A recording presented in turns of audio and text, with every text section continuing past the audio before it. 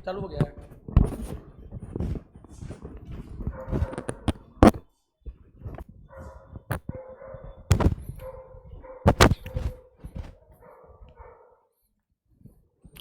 चलिए आज हम लोग अपने लूसेंट वाले चैप्टर के अंतर्गत पॉलिटी को देखेंगे, इंडियन पॉलिटी को। इसमें संघीय संसद है, ठीक है, यानी कि भारत एक संघ है राज्यों का, और जो इसका संसदीय व्यवस्था है यहाँ पर लागू है, इसलिए संसद को संघीय संसद, फेडरल पार्लियामेंट क्या वह कहते हैं, ठीक।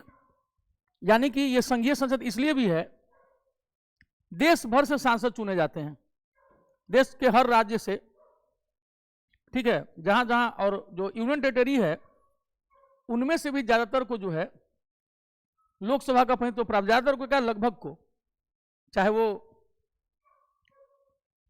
लक्षद्वीप हो और चाहे वो अंडमान निकोबार हो, वहां से भी जो है हम लोग के सांसद हैं। तो संघीय संसद, भारत की संसद जो है राष्ट्रपति, राज्यसभा तथा लोकसभा से मिलकर बनती है, अनुच्छेद 79 में है, आर्टिकल 79 में है। यानी इसके 3 अंग हैं, राष्ट्रपति, राज्यसभा और लोकसभा। राज्यसभा को उच्च सदन कहते हैं, याद रखना, ये आर्टिकल 79 है। राज्यसभा आर्टिकल 80 में दिया हुआ है, 79 है। राज्यसभा के सदस्यों की अधिक से अधिक संख्या 250 हो सकती है। हालांकि अभी जो है वर्तमान समय में इसकी संख्या क्या है, 245। तो जो राज्यसभा के बारे में कहा गया है वो बताया गया है आर्टिकल 80 में, इसका कंपोजिशन, कि मैक्सिमम सदस्य कितने हो सकते हैं राज्यसभा में, 250, लेकिन वर्तमान में कितने हैं, 245। तो राज्यसभा की सदस्यता के लिए न्यूनतम उम्र सीमा कितनी है, 30 साल है, 30 साल। वर्तमान में 250 की जगह इसकी संख्या मात्र 245 है। उसमें भी 12 सदस्य जो हैं वो राष्ट्रपति महोदय के द्वारा क्या होते हैं, मनोनीत होते हैं, राष्ट्रपति द्वारा मनोनीत कर नॉमिनेट किए जाते हैं, और 233 जो हैं वो निर्वाचित होते हैं। ये 12 व्यक्ति कौन हैं, कला, आर्ट, साहित्य यानी लिटरेचर, विज्ञान, साइंस, समाज सेवा, सोशल सर्विस, और सहकारिता के क्षेत्र में, यानी कि कोऑपरेटिव के क्षेत्र में विशेष ज्ञान या अनुभव रखते हैं, ठीक है। इसमें कला, कोई भी कला से संबंधित, चित्रकला हो गया, मूर्ति कला हो गया, कोई भी जो अपने क्षेत्र में विशेषज्ञ हो। क्रिकेट का खेल भी एक कला मान लिया गया है, अभिनय भी एक कला है। हाँ, पता चलता है कि उसमें वो उपलब्धि हासिल कर लिए, उनको समाज ने मान्यता दे दिया, जैसे सचिन तेंदुलकर को, ठीक है। सचिन तेंदुलकर, क्रिकेट बहुत लोग खेलते हैं, लेकिन सचिन तेंदुलकर को देख करके लगता था कि कलात्मक बैटिंग के शिखर पुरुष हैं। एक होता है कि हुमच के मारा, बल्ले से छक्का गया, 4 रन गया, और जब सचिन चौका मारते थे तो जो बल्लेबाज डिफेंस खेलते थे ना, सचिन जब डिफेंस करते थे तो 4 रन निकलता था। तो इससे लगता था, ऐसा लगता था जैसे कि वो केक को काट रहे हैं, ऐसे करके दिशा दे रहे हैं। बाकी लोग जो है वो मारते थे ठीक, और सचिन मारते थे खट, 4 रन। तो कला है वो, छक्का मारना ताकत का नहीं, कला। और सचिन ने अपने समय में दुनिया के सबसे खूंखार बॉलर्स को झेला है, ठीक है। तब, आज तो ऐसे बॉलर्स ही नहीं है। साहित्य, कोई लिखा और बहुत फेमस हो गया लिख करके। विज्ञान, विज्ञान के क्षेत्र में जैसे कलाम साहब जिस ऊंचाई पर पहुंचे, वो राष्ट्रपति ही बन गए। बहुत सारे लोग समाज सेवा करके भी, जैसे बिहार में हैं सुधा वर्गीस जी, गुंजन नामक एनजीओ से जुड़ी हुई हैं, और केरल से हैं, और वो 1500 से ऊपर लड़कियों का जीवन संवार चुकी हैं, ठीक है। झोपड़ी में रहना, केरला से आकर के यहाँ। और सहकारिता का क्षेत्र, सहकारिता जहां कुछ लोग मिल करके एक दूसरे की सहायता से कार्य करते हैं, उसको कहते हैं सहकारिता। कोऑपरेशन से काम करते हैं, जैसे कि सुधा दुग्ध, जैसे कि गुजरात में अमूल, आनंद मिल्क यूनियन लिमिटेड, अमूल, उसको सहकारिता के क्षेत्र में विशेष ज्ञान अनुभव है, उसको बनाया था राज्यसभा का सांसद। शेष 233 संघ की इकाइयों को रिप्रेजेंट करते हैं, राज्यों की सभा राज्यसभा। राज्यसभा एक अस्थायी सदन है जो कभी भंग नहीं होती, ये डिसॉल्व नहीं होती है।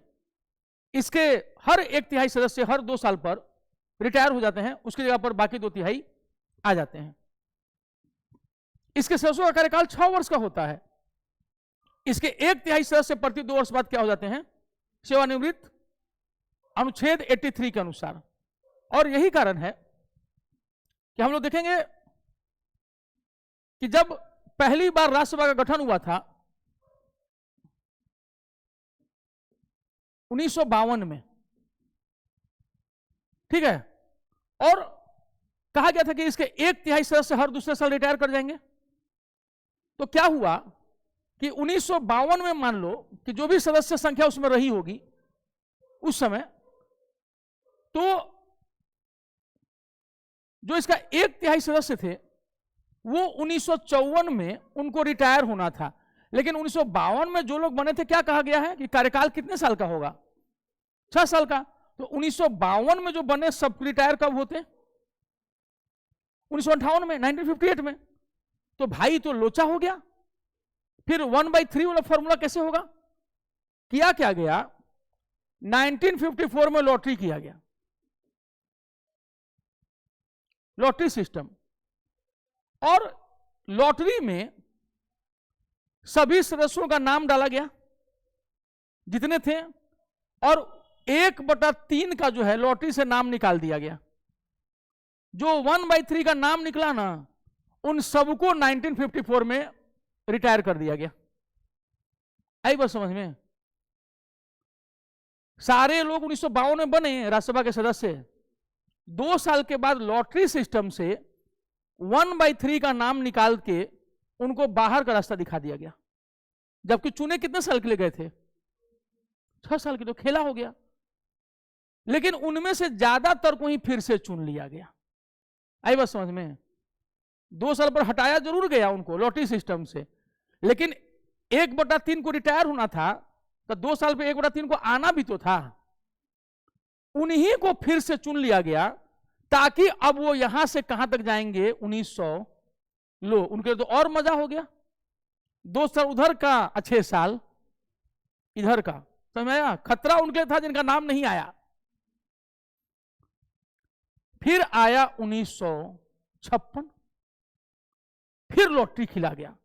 अब की बार लॉटरी खेला गया, जो बचे हुए 2/3 थे उनमें, नए वाले 1/3 के लिए नहीं, जो 1954 में चुन के आए थे उनके लिए नहीं, जो 1952 में जो 2/3 बचे थे ना, अब उन 2/3 का लॉटरी खेला गया। अब उसमें से आधा का नाम निकाला गया, मतलब 1/3 पूरे का, और उनको फिर कर दिया गया बाहर। चलिए भैया, तो 1954 में 1/3 निकल गए, 1956 आते आते फिर 1/3 क्या हो गए, निकल गए। यानी शुरुआत में जो चुने गए थे ना जितने लोग, उसमें से 1/3 2 साल तक रहे, बाकी 1/3 4 साल तक रहे, और जो 6 साल तक रहे वो 1/3 रह गए। समझ आया? और इसके बाद से ये प्रोसेस क्या हो गया, चलने लगा। यानी पहले टर्म वाले में से 1/3 को 2 साल पे हटना पड़ गया, लेकिन अच्छी बात ये रही, गुड फेथ दिखाते हुए फिर से सबको चुन लिया कि चलो भैया बुरा मत मानना कि 2 साल में चलता कर दिया ये लोग हमको। और जब चौथा साल आया 1956, तो जो बचे हुए 2/3 थे उनमें से आधा को फिर चलता कर दिया। यानी उनमें से आधा का मतलब हो गया कि ओवरऑल का 1/3 वो गए। तो जो 1952 में जो लोग राज्यसभा के सांसद बने थे ना, उनमें से 1/3 लोग अपना 6 साल का टर्म पूरा किए। 1/3 2 साल में हट गए, और 2/3 जो दूसरा 1/3 था वो 4 साल के बाद हट गए। और उसके बाद ये प्रोसेस क्या हो गया, साइक्लिक वे में अब हर 2 साल पर निकलना शुरू हो गया। तो केवल 52 में, 54 में और 56 में, 54 और 56 में ही बस दिक्कत हुई, उसके बाद फिर ये दिक्कत नहीं हुई।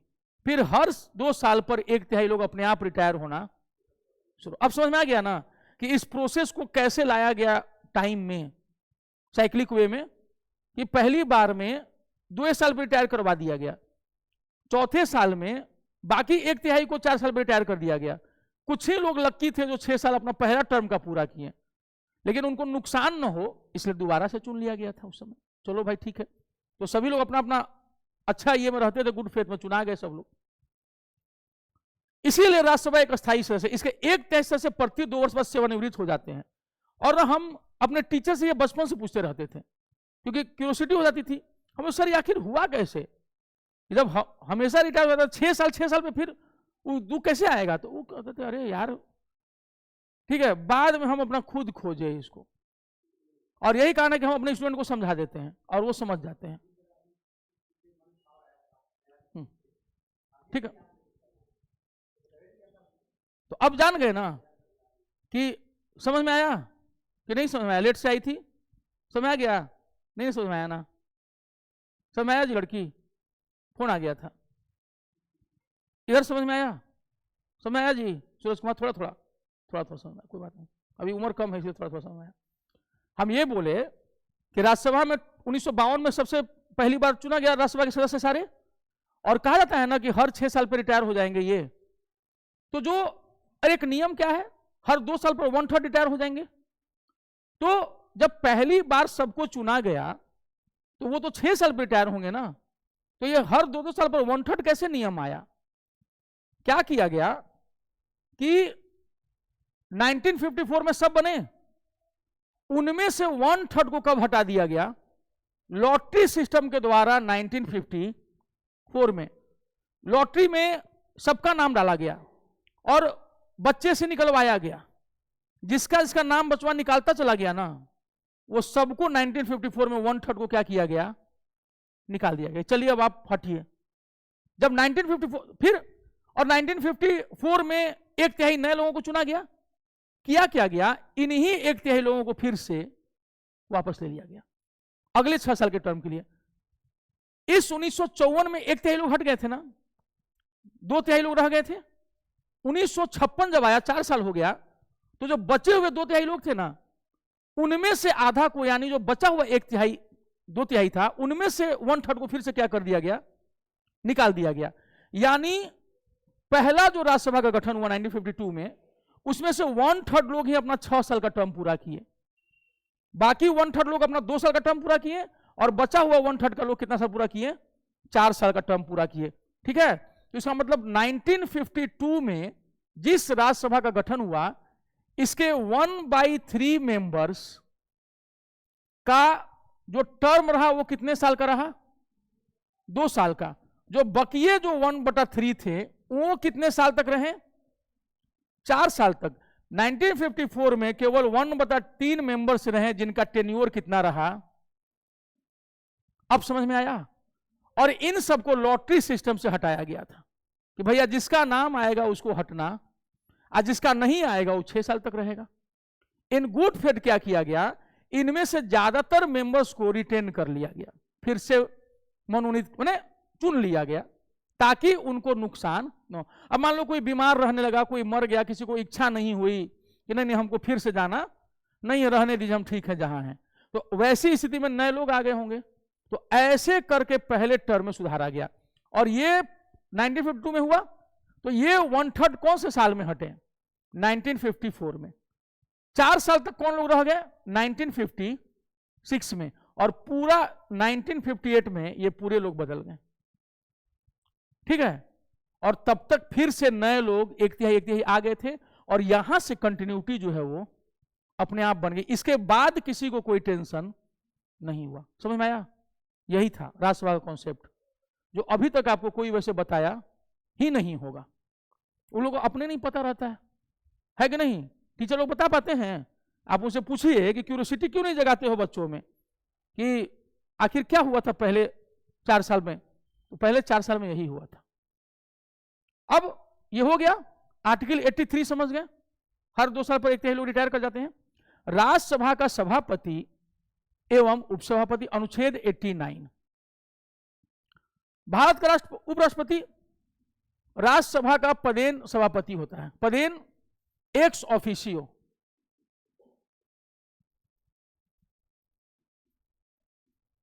एक्स ऑफिशियो, ठीक है। यानी जो भारत का वाइस प्रेसिडेंट होगा वही भारत का राज्यसभा का चेयरमैन होगा, सभापति होगा।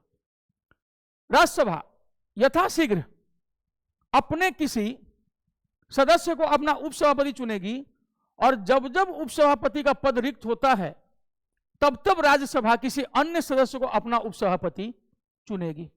ठीक, एक और चीज में बता दे रहे हैं, रोचक चीज, ठीक है, कि जो वाइस प्रेसिडेंट होते हैं ये ओथ लेते हैं, शपथ लेते हैं उपराष्ट्रपति के रूप में, लेकिन उनको सैलरी मिलती है जिससे का काम करते हैं। और ये काम किस रूप में करते हैं? राज्यसभा के चेयरमैन के रूप में। आई बात समझ में? राज्यसभा के चेयरमैन के रूप में काम करते हैं। तो ही टेक ओथ, शपथ एज उपराष्ट्रपति। शपथ लेते हैं किस रूप में? उपराष्ट्रपति के रूप में। जब शपथ ले लिए तो एक्स ऑफिशियो हो गए, पदेन हो गए, क्या बन गए? राज्यसभा के चेयरमैन। इनको सैलरी मिलती है इनके रूप में, याद रखना। जो ये काम करते हैं इसके लिए सैलरी मिलती है और शपथ लेते हैं। यानी राज्यसभा के सभापति शपथ नहीं लेते हैं, राज्यसभा के सभापति शपथ नहीं लेते हैं, सैलरी जरूर लेते हैं।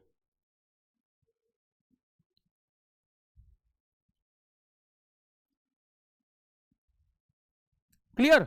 अब देखिए एक और चीज, इनको हेल्प करने के लिए राज्यसभा अपना वाइस चेयरमैन ढूंढती है, डिप्टी चेयरमैन। डिप्टी चेयरमैन जैसे अभी हरिवंश बाबू हैं बलिया यूपी के, हरिवंश नारायण सिंह डिप्टी चेयरमैन हैं और राज्यसभा के चेयरमैन अभी कौन है? श्री जगदीप धनखड़ जी, श्री जगदीप धनखड़ जी। और हरिवंश नारायण सिंह जो है वो क्या है? Deputy chairman. ठीक है, याद रखिएगा, डिप्टी चेयरमैन हमारे राज्यसभा के जो हैं वो जदयू के नेता हैं, नीतीश बाबू के पार्टी के।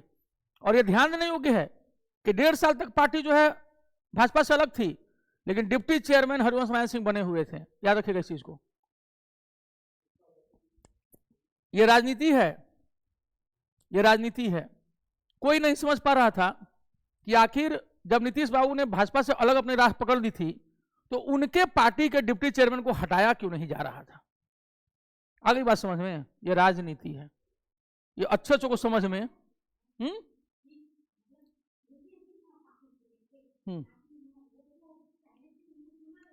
चुना गया था ना, तो जो मोदी सरकार थी वो चाहती तो क्या कर सकती थी? इनको हटा सकती थी, लेकिन फिर भी उनके आदमी को हटाया नहीं। और वो तब जब बीच बीच में कटसी मुलाकात करने पटना आ जाते थे, तो समझ में आ रहा है ना कि, और उसके बाद भी उनको हटाया नहीं जा रहा था। यानी बातचीत का रास्ता क्या रखा गया था?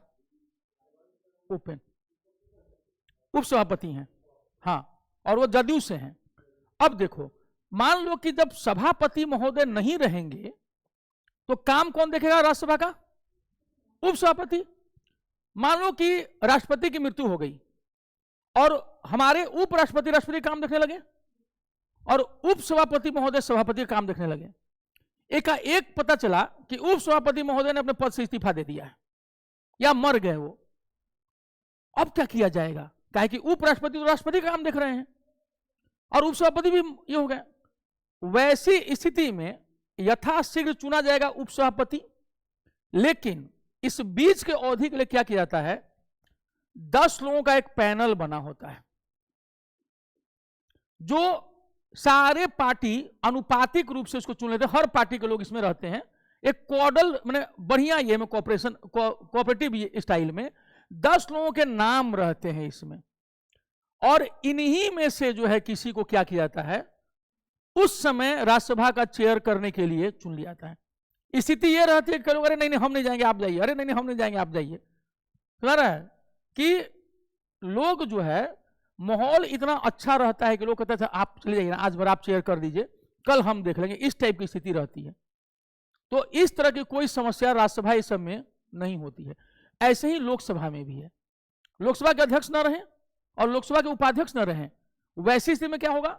10 नाम का पैनल रहता है उसी में से किसी को बोल दिया जाता है कि आप जाकर के आज। तो कई बार ऐसा होता है, संसद टीवी में देखने को मिलता है कि अरे यार ना ओम बिरला बैठे हुए हैं ना, कौन आ गया नया आदमी, तब समझ में आता है कि वो ये पैनल में जो 10 नाम है ना, उसी में से कोई एक सांसद है जिनको आज जो है चेयरमैनशिप मिल गया है, क्योंकि किसी कारणवश न अध्यक्ष आए हैं और ना ही उपाध्यक्ष आए हैं। ठीक है,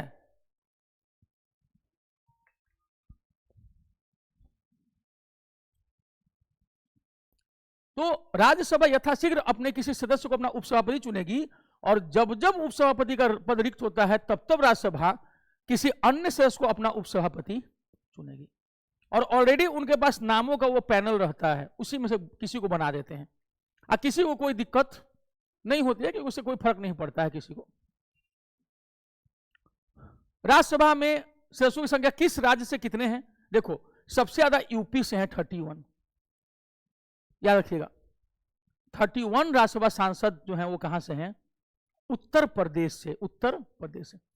महाराष्ट्र से 19 है, तमिलनाडु से 18 है, और बिहार से, पहले सेकेंड नंबर पे बिहार था जब झारखंड था तब 22 लोग, लेकिन 6 लोग कहां चले गए?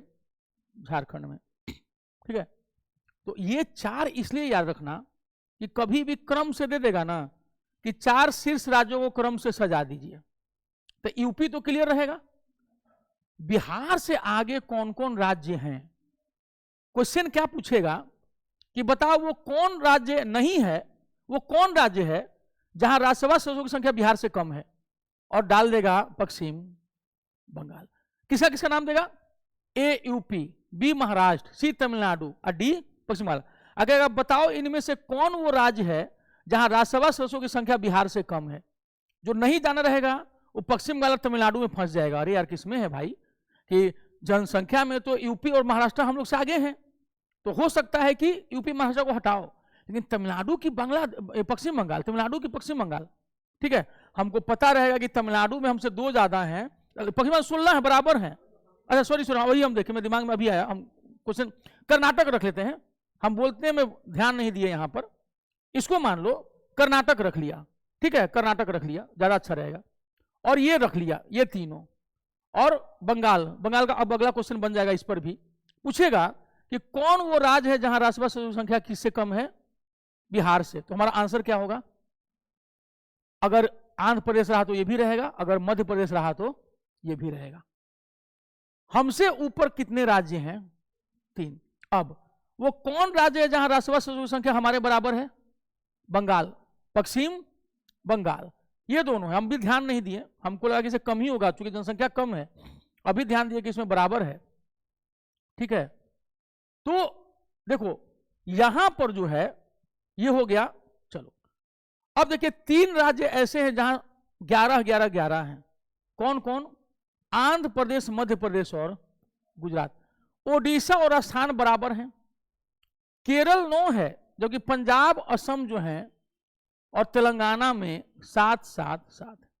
तो तीनों राज्यों की तिकड़ी याद कर लीजिए, 11-11-11 वाले समझ गया, और 7-7-7 वाले।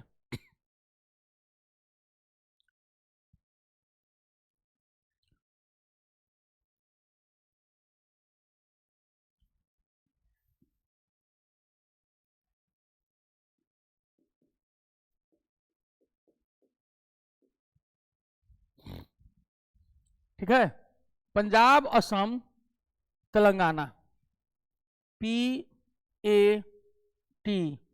पटना 7, PAT 7, ठीक है, AP MP AP MPG, ठीक है, ये 11-11-11। एक एक वाले कौन है? अरे बाप रे बाप, 1 2 3 4 5 6 7 8। भारत में 8 ऐसे राज्य हैं जहां केवल एक एक राज्यसभा के सांसद हैं। क्या ये वो गोवा आ गया ना? गोवा आ गया, असम नहीं है, असम में 7 हैं।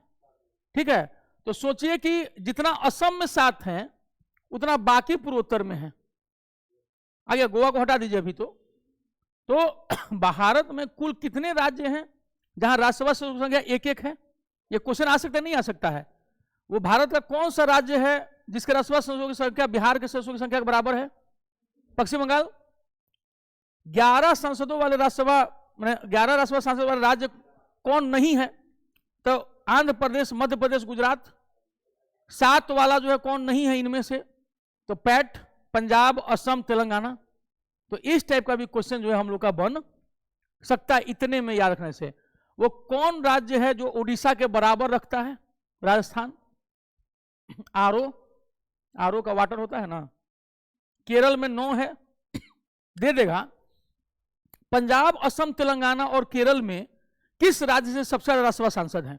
तो हम लोग क्या सोचेंगे, केरल फिश हड्डी, लेकिन हम भूल जाएंगे कि जनसंख्या का घनत्व कहां है? केरल में है। तो जनसंख्या का घनत्व जहां ज्यादा है वहां राज्यसभा सदस्यों की संख्या जो है वो भी ज्यादा है। नहीं तो अमूमन लोग क्या लगा देंगे? तेलंगाना लगा देंगे। पंजाब को भी सोचेंगे चलो छोटा है, असम को लगेगा चलो कम होगा, चलो तेलंगाना होगा, लेकिन नहीं, ज्यादा कहां है? केरल में है। ये सब चीज हम लोग को ये सीखने को, यानी प्रश्नों को पकड़ने का तरीका कैसा रहेगा ये याद रखना। 5 छत्तीसगढ़ और हरियाणा। हिमाचल, उत्तराखंड दोनों पहाड़ी राज्य देखो 3 है ना। ठीक। झारखंड तो 6 अपना।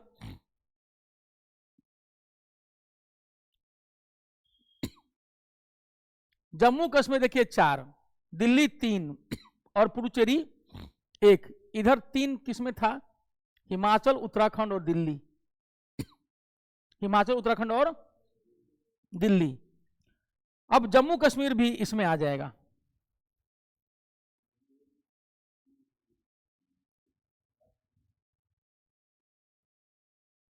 अरे 1, हाँ समझ रहा है, ये बनेगा जब, तो ऐसे हो जाएगा। तो हम लोग क्या देखेंगे कि तीनों पहाड़ी राज्य, जब राज्य बन जाएगा ये, तो जम्मू कश्मीर, हिमाचल और उत्तराखंड इधर वाला पश्चिमी हिमालय का और दिल्ली, इन सब में कितने रह जाएंगे? 3। और अपना लद्दाख भी, तो पुडुचेरी, लद्दाख अगर हो गया तब, और इधर ये 8, इतने सब में 1 है, ये याद रखना। राज्यसभा के पहले उपसभापति कौन थे? पहले सभापति कौन थे? सर्वपल्ली डॉक्टर राधाकृष्णन। प्रथम उपसभापति कौन थे? एसवी कृष्णमूर्ति राव। इसको याद रखिएगा, एसवी कृष्णमूर्ति राव, इनको याद रखिएगा, इनका नाम एसवी कृष्णमूर्ति राव को। उपसभापति का पद रिक्त होना, पद त्याग और पद से हटाया जाना, ये 3 चीज हम लोग का यूज किया है। पद रिक्त होना, पद त्याग और पद से हटाया जाना। 3 तरीके से आप पद से हट सकते हैं। या तो आपको हटा दिया जाए, बड़ी भारी बेइज्जती वाली चीज होगी, हम खुद ही गुस्से में आकर के अपना पद से त्याग दे दिए, या हमारा स्वास्थ्य अलाउ नहीं कर रहा है, हम हट गए, और ये हुआ आपका 5 साल का टाइम, 6 साल का टाइम पूरा हो गया। 6 साल का आपका राज्यसभा सांसद थे, आप हट गए, खत्म हो गया मामला आपका। ठीक।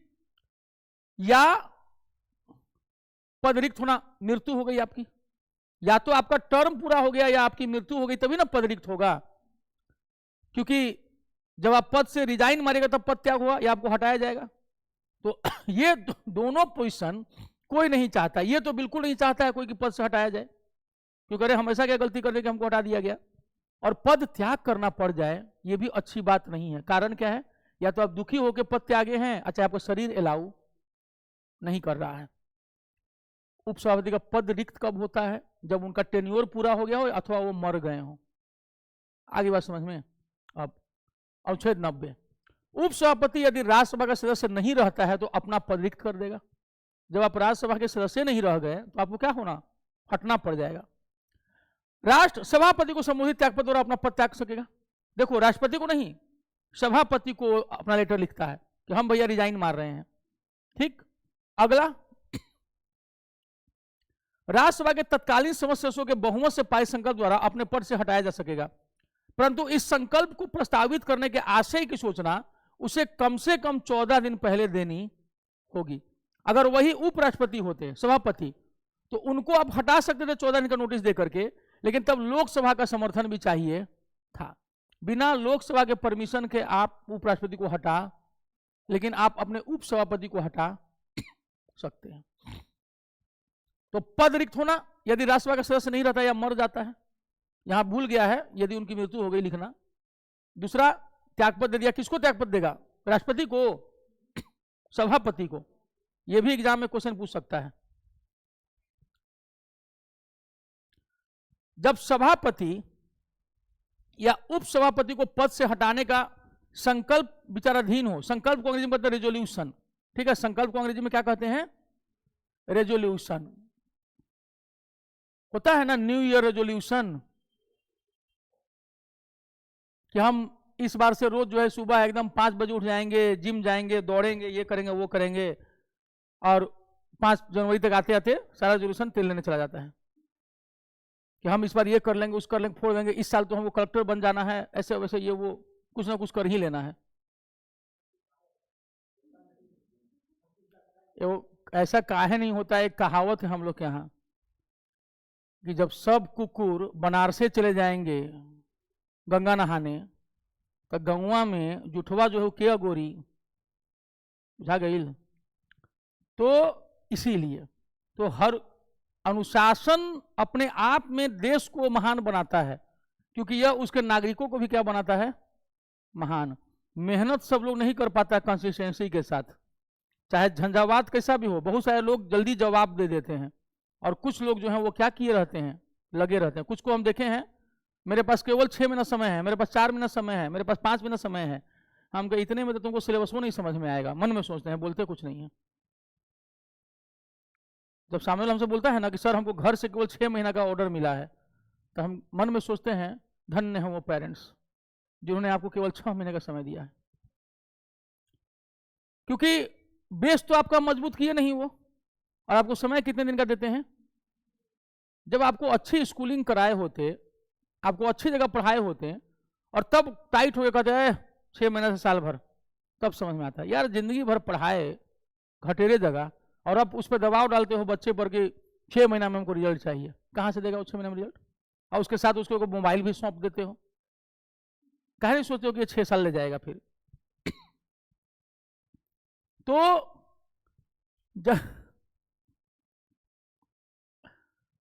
जब सभापति या उपसभापति को पद से हटाने का संकल्प विचाराधीन हो, रेजोल्यूशन, तो वह पीठासीन नहीं होगा। That means that time he will not preside. पीठासीन का मतलब ही विल नॉट प्रेसाइड, यानी वो अध्यक्षता नहीं करेगा। इसीलिए पीठासीन अधिकारी किसको बोलते हैं? One who is the chairman of that particular assembly. तो राज्यसभा के पीठासीन अधिकारी सभापति, लोकसभा के पीठासीन अधिकारी प्रेसाइडिंग ऑफिसर लोकसभा अध्यक्ष होते हैं। जब उन्हीं को हटाने का प्रस्ताव रहेगा तो वो अपने पीठ पर आसीन नहीं रहेंगे। पीठ का मतलब ये पीठ नहीं, सिंहासन, कुर्सी जिस पर बैठे रहते हैं, हट जाएंगे। यहां आप लोग पहले हमारा विचार कर लीजिए, नहीं तो भाई आप पीठासीन रहेंगे तो आप प्रभावित कर सकते हैं ना चीजों को, और आप ही को हटाना है तो आपको हटना पड़ेगा। प्रस्ताव पारित हो जाएगा, आपको जानकारी दे दी जाएगी। यद्यपि 14 दिनों का नोटिस दिया जाएगा, जिसके अंदर आप आ करके अपनी बात को रख सकते हैं कि देखिए अगर हमको हटाने का प्रस्ताव है तो हम अपनी सफाई में ये बात कहना चाहते हैं, सुन लीजिए। तो वो लोग सुन लेता है, अच्छा लगा तो ठीक, नहीं तो नहीं, चलिए हटिए आप। राज्यसभा सदस्य जो प्रधानमंत्री बने, इंदिरा गांधी जब पहली बार प्रधानमंत्री बनी थी, लाल बहादुर शास्त्री की जब मृत्यु हो गई थी, गुलजारी लाल नंदा जी को जो है दूसरी बार कार्यवाहक प्रधानमंत्री बनाया गया था, तो इंदिरा गांधी तब राज्यसभा की सदस्य थी। एच.डी. देवगौड़ा जी राज्यसभा के सदस्य थे, बनाया गया था इनको जब ये प्रधानमंत्री बने। कारण क्या था? कर्नाटका में ये एमएलए का चुनाव जीते थे, और 96 में कर्नाटका में एकमात्र जनता दल सेकुलर थी जो बहुमत पाई थी। मीटिंग हो रहा था, अटल बिहारी वाजपेयी की 13 दिनों की सरकार गिर चुकी थी जयललिता के एक वोट के कारण। हड़कंप मचा हुआ था कि अब 96 में नरसिम्हा राव जी जा चुके थे, प्रधानमंत्री से हट चुके थे, कांग्रेस हार चुकी थी। अटल बिहारी वाजपेयी 13 दिन के बाद वो भी जा चुके थे। अब विपक्ष बैठ करके आपस में ये वो कर रहा था। लालू जी ने मुलायम जी को नहीं बनने दिया, मुलायम जी ने लालू जी को नहीं बनने दिया, और दोनों ने मिलकर शरद जी को नहीं बनने दिया। ये सच्चाई है, ये हम मजाक नहीं कर रहे हैं, ये सच्ची बात है कि शरद यादव जी, लालू यादव जी और मुलायम सिंह यादव जी ने एक दूसरे को भी प्रधानमंत्री बनने नहीं दिया।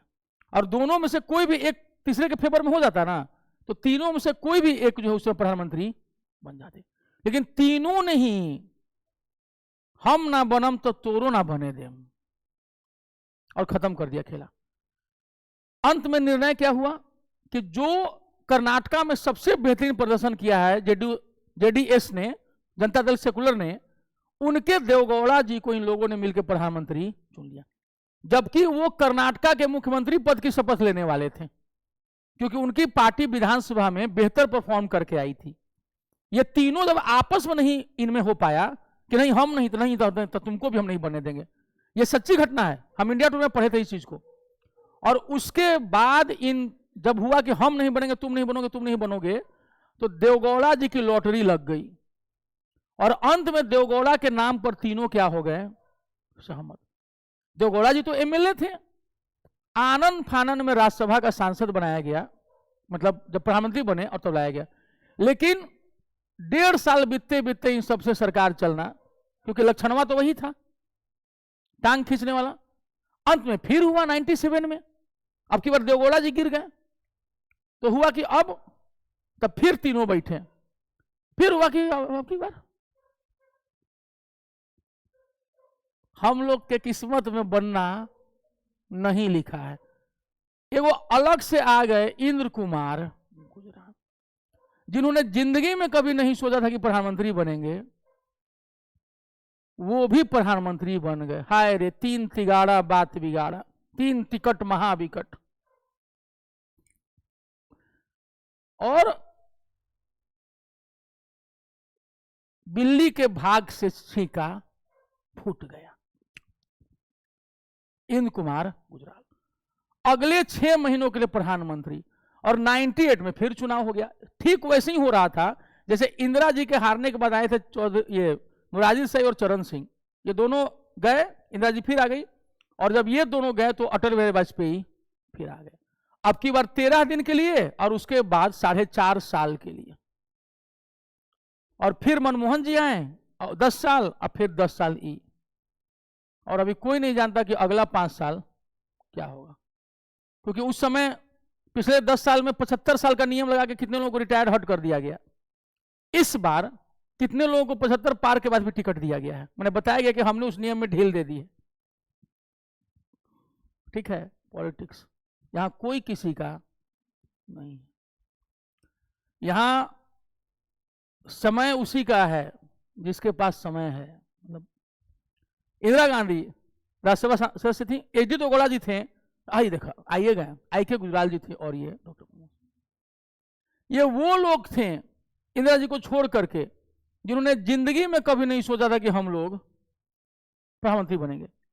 2004 में कांग्रेस की सरकार आ गई, प्रणब मुखर्जी 1984 से प्रधानमंत्री बनने का सपना देख रहे थे। प्रणब मुखर्जी, शरद पवार, अर्जुन सिंह, माधवराव सिंधिया। लेकिन इंदिरा गांधी जी के हत्या होते ही कांग्रेसियों ने देखा कि अरे ये बन जाएगा प्रधानमंत्री, वो बन जाएगा प्रधानमंत्री, बस आपस में जब कोई चढ़ रहा प्रधानमंत्री पद के लिए पीछे से टांगे खींच दिए सब। तो बुलाया गया आनंद फानन में राजीव गांधी जी को, ए महाराज कहाँ हवाई जहाज उड़ा रहे हैं, जल्दी आइए। और वो अपना छोड़ छाड़ के आए और उन्हें प्रधानमंत्री पद की शपथ।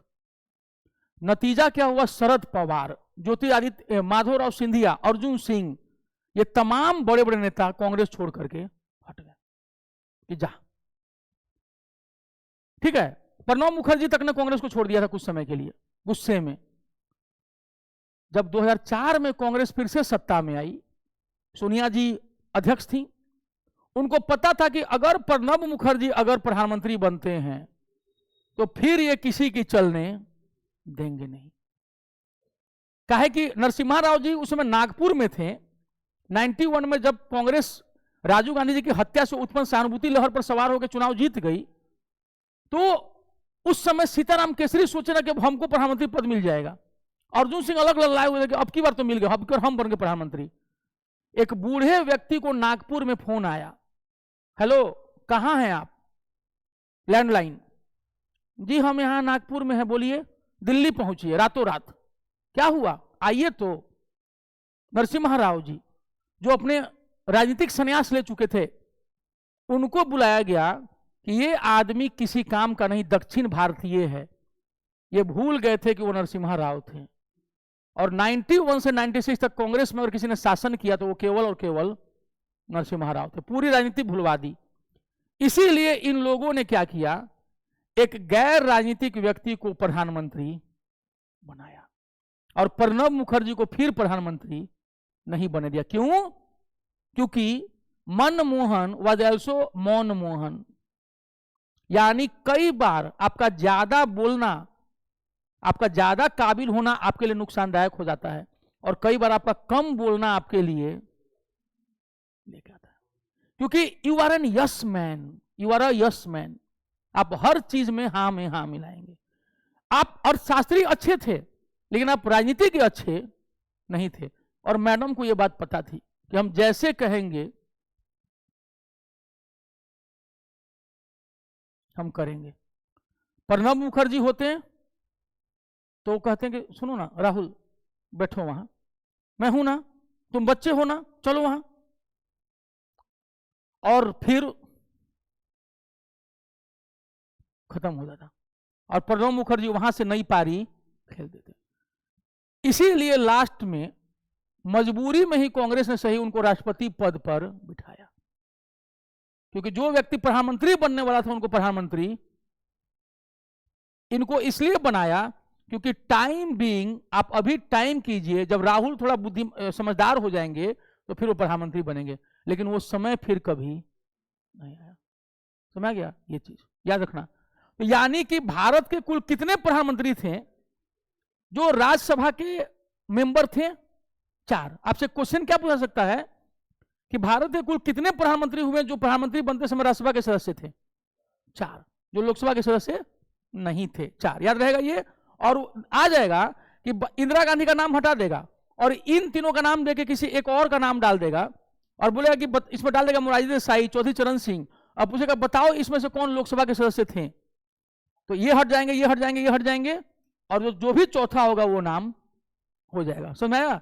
इस तरह हम लोग क्या करेंगे, क्वेश्चन को पकड़ेंगे, याद रखना, ठीक है। मंत्री परिषद राज्यसभा के प्रति उत्तरदायी नहीं होती है। काहे नहीं होती है भाई? ऐसा भेदभाव का है? क्योंकि मंत्री परिषद लोगों की सभा, लोकसभा के प्रति उत्तरदायी होते। क्यों भाई? क्योंकि जिसका बहुमत लोकसभा में होगा सरकार वही बनाएगा, इसलिए हम तुम्हारे उत्तरदायी, हमारी संख्या तुम्हारे कम भी रहेगी, हम हार भी जाएंगे तुम्हारे में, तो भी हमारी सेहत पर कोई असर नहीं पड़ेगा, क्योंकि हमको तो लोकसभा से मतलब है, क्योंकि हम तो लोकतंत्र हैं, हम राज्यों का तंत्र थोड़ी है कि राज्यसभा के अनुसार चलेंगे हम। हाँ, लेकिन आपको कुछ अधिकार दिया गया है, ऐसा नहीं है कि आपको एकदम तुच्छ बना दिया गया है। क्या क्या दिया गया है भाई? दिया गया है 2 चीज राज्यसभा को। एज है, एक आर्टिकल 249, एक और है आर्टिकल 312 है, ऑल इंडिया सर्विस 312, ठीक है। अनुच्छेद 249 के अनुसार यदि राज्यसभा उपस्थित तथा मत देने वाले सदस्यों के 2/3 बहुमत से प्रस्ताव पारित कर घोषित करती है कि राज्य सूची में उल्लिखित कोई विषय राष्ट्रीय महत्व का है या राष्ट्रीय हित में है, तो संसद उस विषय पर अपने टेम्पररी लॉ का निर्माण कर सकती है। ऐसा प्रस्ताव 1 वर्ष से अधिक प्रभावी नहीं रहता, लेकिन यदि राज्यसभा चाहे तो उसे 1 साल के लिए और बढ़ाया जा सकता है। कौन से महत्व का? राज्य सूची में उल्लिखित कोई विषय जो राष्ट्रीय महत्व का है, आर्टिकल 249। ये एज है राज्यसभा को किस पर? लोकसभा पर। संसद भवन पुराना वाला, ठीक है। संसद भवन एक वृत्ताकार भवन था, अभी भी है, लेकिन संसद भवन था, जिसकी design architect sir Edwin Lutyens और उनके सहायक सर हर्बर्ट बेकर ने किया था। हर्बर्ट बेकर, ये ब्रेकर नहीं है, हैबर्ट नहीं है, हर्बर्ट है, हर्बर्ट बेकर, ठीक है, ने किया था 1912-13 में डिजाइन तैयार किया था। संसद भवन की नींव रखी गई 1921 में और यह बन के तैयार हुआ 1927 में। बन के तैयार हुआ 1927 में, 1927 में। इसका फाउंडेशन स्टोन कब रखा गया? 1921 में। इसको बनने में कितना साल लगा? 6 साल लगा। 6 साल 21 to 27। संरचना की बाहरी परिधि 144 ग्रेनाइट पत्थरों के स्तंभ पर टिकी है। यानी हमारे पुराने संसद भवन में कुल कितने खंभे थे, पिलर्स थे? 144।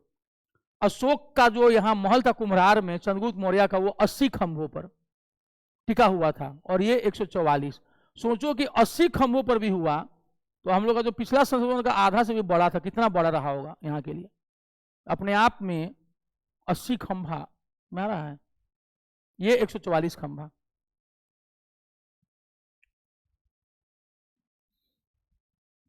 केवल राज्यसभा में उपस्थित तथा मतदान देने वाले सदस्यों के कम से कम 2/3 सदस्यों के बहुमत से अखिल भारतीय सेनाओं के सृजन का अधिकार है। ऑल इंडिया सर्विस, ठीक है, अनुच्छेद 312, आर्टिकल 312। यानी 2 जगह इसको एज है, किस आर्टिकल में? 249 एंड 312 एज है। धन विधेयक, मनी बिल राज्यसभा में पुनः स्थापित नहीं किया जाएगा, एक बार बस भेज दिया गया। 109 में कहा गया है धन विधेयक के संबंध में, मनी बिल के संबंध में राज्यसभा को केवल सिफारिश करने का अधिकार है, रिकमेंडेशन करने का। वह रिकमेंडेशन लोकसभा माने या न माने, ये किस पर डिपेंड करता है? लोकसभा पर। इसके लिए राज्यसभा को केवल 14 दिन का समय मिलता है। अगर राज्यसभा ने 14 दिन के पहले इसको लौटा दिया तो ठीक है, और अगर नहीं लौटाया तो अपने आप पारित मान लिया जाता है, राज्यसभा में दोबारा नहीं भेजा जाता है। अगर राज्यसभा ये कर सकती है कि भैया हम चाहते हैं कि ये संशोधन इसमें हो जाए, लोकसभा मान भी सकती है, लोकसभा नहीं भी मान सकती है। तो यदि इस समय में विधेयक वापस नहीं होता है तो उसको पारित समझ लिया जाता है कि चलिए राज्यसभा ने क्या कर दिया? पारित। राज्यसभा धन विधेयक को न तो अस्वीकार कर सकती है और न ही उसमें कोई, ठीक है, उसमें कोई संशोधन, मतलब रिक्वेस्ट भले कर सकती है कि हमको यहां लग रहा है कि दिक्कत है, थोड़ा देख लीजिए, ठीक है, इसके अलावा कुछ भी नहीं। धन विधेयक और वित्त विधेयक में क्या अंतर है? और एक विनियोग विधेयक है, ठीक है। आर्टिकल 110, आर्टिकल 114, आर्टिकल 117, आर्टिकल 112, क्या अंतर है? ये सबका बाप है, फाइनेंस बिल, वित्त विधेयक, वित्त विधेयक,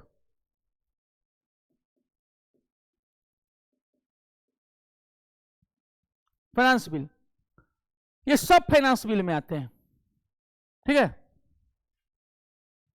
फाइनेंस बिल। इसी में एक कोना है मनी बिल, धन विधेयक। यानी सारे मनी बिल क्या है? फाइनेंस बिल है, लेकिन सारे फाइनेंस बिल मनी बिल नहीं है। क्या है फाइनेंस बिल? पैसे के लेन देन से संबंधित कोई भी विधेयक वित्तीय विधेयक है, ठीक है। हमको वहां से इतना लेना है, हमको यहां से वो काम है पैसे का, हम वहां से ये करेंगे तो उसमें पैसा आएगा, ये आएगा, वो आएगा, ये सब वित्त विधेयक है। लेकिन उसमें जिस वित्त विधेयक में टैक्स बढ़ाने की, टैक्स लगाने की, कंसोलिडेटेड फंड से पैसा निकालने की चीजें आएंगी, वो हो जाएगा आपको annual financial statement. Annual financial statement को ही शॉर्ट में बजट कहते हैं, जिसका जिक्र कहीं नहीं है। बजट की चर्चा जो है संविधान में कहीं नहीं है, वार्षिक वित्तीय विवरण कहते हैं इसको, और शॉर्ट में कहा जाता है बजट, वार्षिक वित्तीय। यह एक प्रकार का मनी बिल है, धन विधेयक है। यह एक प्रकार का क्या है? धन विधेयक। तो बजट भी क्या है? एक प्रकार का, वह वित्त विधेयक तो है ही है, क्योंकि कोई भी धन विधेयक क्या होता है? वित्त विधेयक होता है। लेकिन हर वित्त विधेयक धन विधेयक नहीं होता है। वही वित्त विधेयक धन विधेयक होता है जिसमें टैक्स बढ़ाना, घटाना, जोड़ना, ये जो भी रहेगा ये सब रहेगा, ठीक है। आर्टिकल 114 को कहते हैं विनियोग विधेयक, एप्रोप्रिएशन बिल, विनियोग, विनियोग विधेयक। अंग्रेजी में इसको कहते हैं एप्रोप्रिएशन बिल।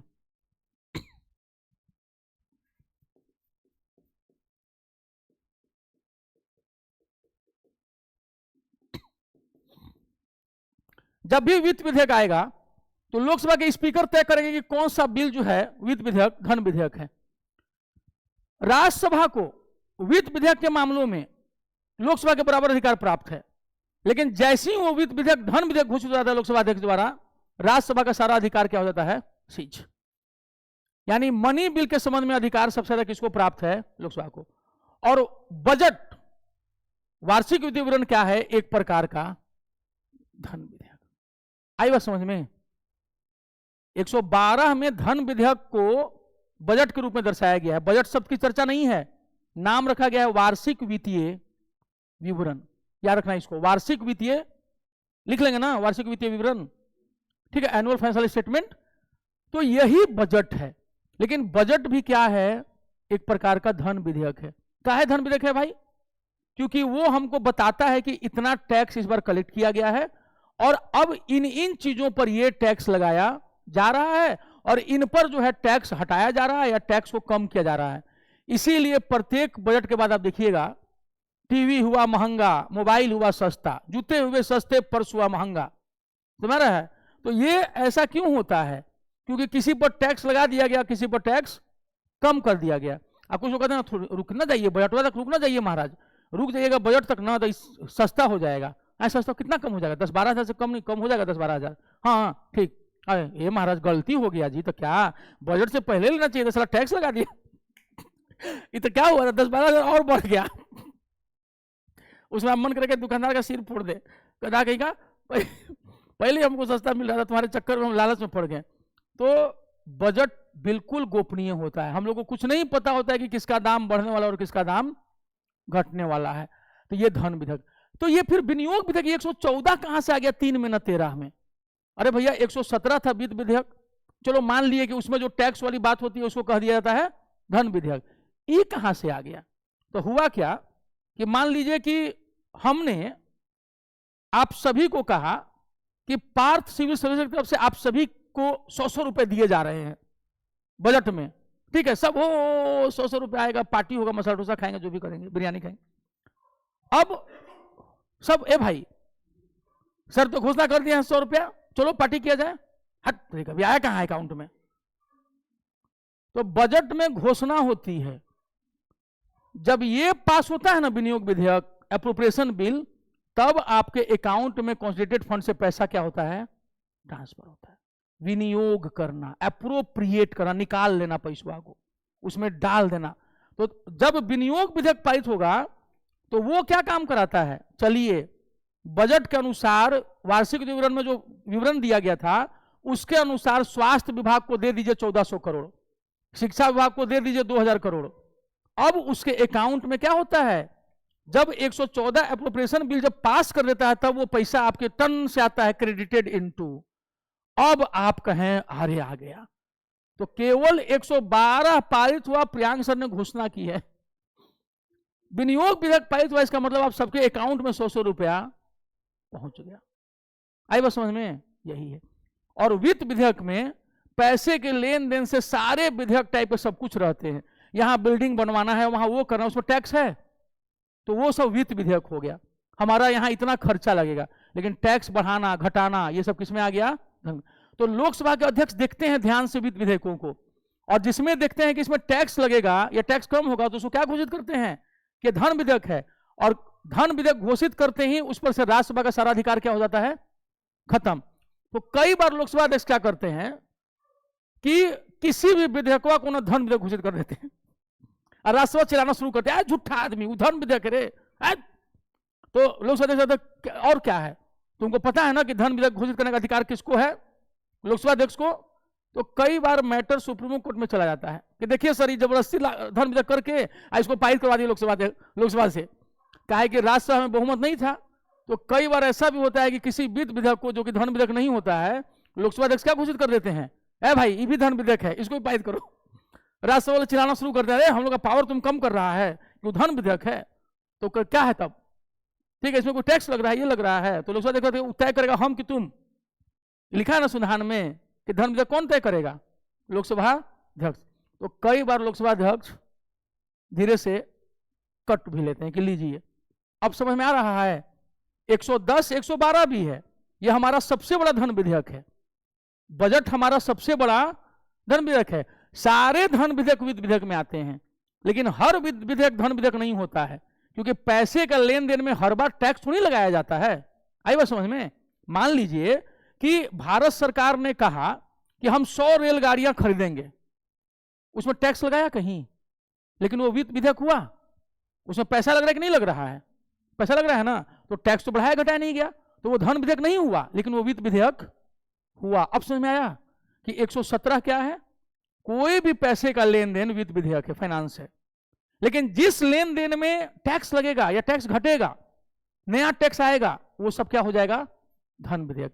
और धन विधेयक का तो पारित होकर हमने घोषणा कर दी ना, आपके अकाउंट में पैसा कब ट्रांसफर होगा? हो गया क्लियर? बहुत दिन से नहीं हुआ होगा, अभी भी वही हाल है।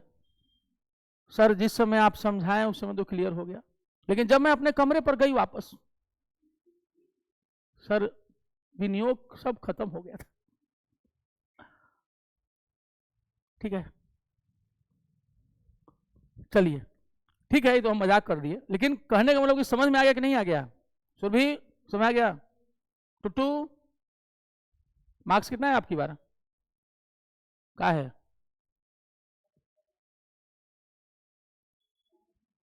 नहीं, माइनस में कोई नहीं है, सब प्लस में ही इस बार। इस बार हमने ऐसी व्यवस्था ही कर दी थी कि माइनस में को 10 छोटा मारते हम माइनस में कोई जाता तो ठीक है। ऐसे अरिहंत वाले ने घोषणा की है, आज आए थे अरिहंत वाले, कि इस बार तो नहीं, इस सैटरडे, शायद अगले सैटरडे से या उसके बाद वाला सैटरडे से टेस्ट होगा, उसमें फर्स्ट सेकंड थर्ड आने वाले लोगों को अरिहंत खुद सम्मानित किया करेगा हर सप्ताह पार्थ सिविल सर्विस की तरफ से। जो फर्स्ट, हम जैसे फर्स्ट 10 को देते हैं ना, अरिहंत ने कहा है कि पहला 3 जो है वो हम लोग उसको अपना बुक्स दिया करेंगे हर बार, अरिहंत पब्लिकेशन का। एक मतलब इस बार नहीं, इसके बाद वाला में या उसके बाद वाला में कहा है कि हम लोग शुरू कर देंगे, कि बात कर लेते हैं वहां हम लोग अपने अथॉरिटी से, और उसके अनुसार जो टेस्ट होगा उसमें फर्स्ट सेकंड थर्ड को बुक जो है फ्री ऑफ कॉस्ट गिफ्ट में दिया जाएगा। ठीक है, बाकी को खरीदना पड़ेगा, तो उसके लिए टॉप करना पड़ेगा, या मुझसे जो है सेटलमेंट। किसको टॉप होना है लेकिन सबको पता है कि मैं सब चीज से समझौता कर सकता हूं, लेकिन परीक्षा में बेईमानी से नहीं।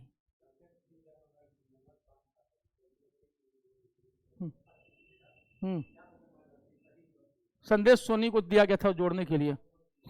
कितना नंबर था टोटल?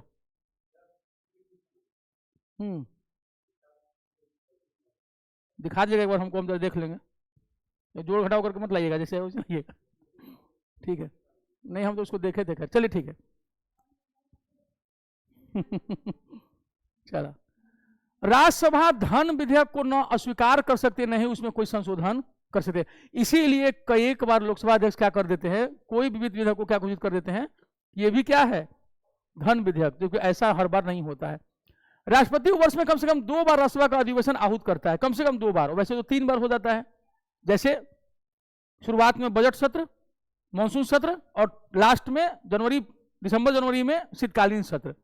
तो कम से कम 2 बार राज्यसभा के एक सत्र की अंतिम बैठक तथा अगले सत्र की प्रथम बैठक के लिए नियत तिथि के बीच में 6 माह से अधिक का अंतर नहीं होना चाहिए। और यहां तो चूंकि 3 सत्र हो जाता है, तो वैसे भी 6 माह का अंतर नहीं होता है। राज्यसभा का पहली बार गठन कब किया गया था? 3 अप्रैल 1952 को, लेकिन इसकी पहली बैठक कब हुई थी? 40 दिन के बाद, 40 दिन के बाद 1952। और 52 में 54 में जो 1/3 रिटायर किए, 56 में दूसरा 1/3 रिटायर किए, और 58 में तीसरा 1/3 रिटायर कर गए, और वो कंटिन्यू होता चला गया। और 60 से वो क्या हो गया, एकदम कंटिन्यू। हाँ, राज्यसभा में भैया किसका किसका प्रतिनिधित्व नहीं है? अंडमान निकोबार का नहीं है, चंडीगढ़ का नहीं है, दादर नागर हवेली दमन दीव का नहीं है, अब ये सब एक हो गए हैं, और लक्षद्वीप का नहीं है, यानी 4 यूटी का नहीं है। अभी तो लद्दाख और जम्मू कश्मीर का भी नहीं है, वहां भी भंग है, लेकिन जैसे ही वहां चुनाव होगा वहां पर उसको गठित कर देगा। और अभी चारों राज्यसभा सदस्य वहां रिटायर्ड है, 6 साल हो गया था सबका, उसके बाद अगला 6 साल के लिए कोई नया चार नहीं चुनाया है। गुलाम नबी आजाद लोग राज्यसभा में ही थे, सब अभी बाहर हैं। ठीक है, तो काहे नहीं दिया गया चंडीगढ़, अंडमान निकोबार, दादरा नगर हवेली, दमन दीव और लक्षद्वीप को, इन चारों को? क्योंकि इनकी जनसंख्या 9 के बराबर है, इसलिए। बस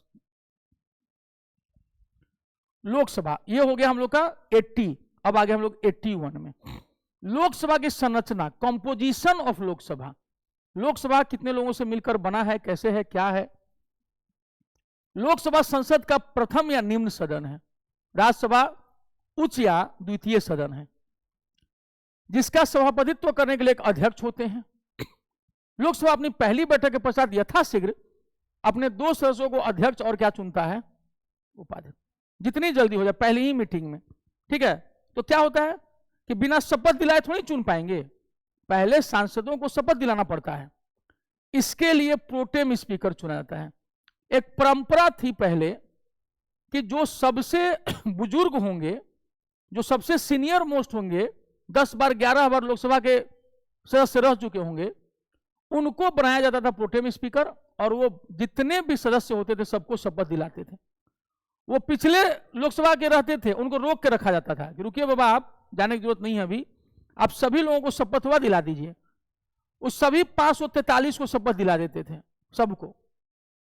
और अब जब शपथ लेने के बाद ही ये 543 क्या कहलाते हैं, एमपी। आप चुनाव जीतते ही एमपी नहीं हो जाते हैं, जिस दिन आप शपथ लेते हैं ना, आप उस दिन से काउंट होते हैं एमपी। आप उसके पहले अपने गाड़ी के आगे एमपी टिम्पी नहीं लिखवा सकते हैं, पहले शपथ लीजिए। और शपथ कौन दिलाएगा, प्रोटेम स्पीकर। इस बार माननीय प्रधानमंत्री नरेंद्र मोदी ने क्या किया, प्रोटेम स्पीकर में सबसे वरिष्ठतम सदस्य का ट्रेडिशन तोड़ दिया, क्योंकि नियम नहीं था, परंपरा थी। और उन्होंने वीरेंद्र कुमार खटिक, मध्य प्रदेश से आने वाले एक युवा सांसद को प्रोटेम स्पीकर बना दिया, और उन्होंने ही सबको शपथ दिलाया। यानी पहली बार सबसे वरिष्ठतम सदस्य वाला रिकॉर्ड क्या हो गया, टूट गया। क्योंकि मोदी पुरानी सभी परंपराओं को तोड़ने के लिए जाने जाते हैं। उन्होंने योजना आयोग को भी समाप्त कर दिया, नीति आयोग लेके आ गए। उन्होंने पुरानी संसद भवन तक को जो है समाप्त कर दिया, नया संसद भवन है।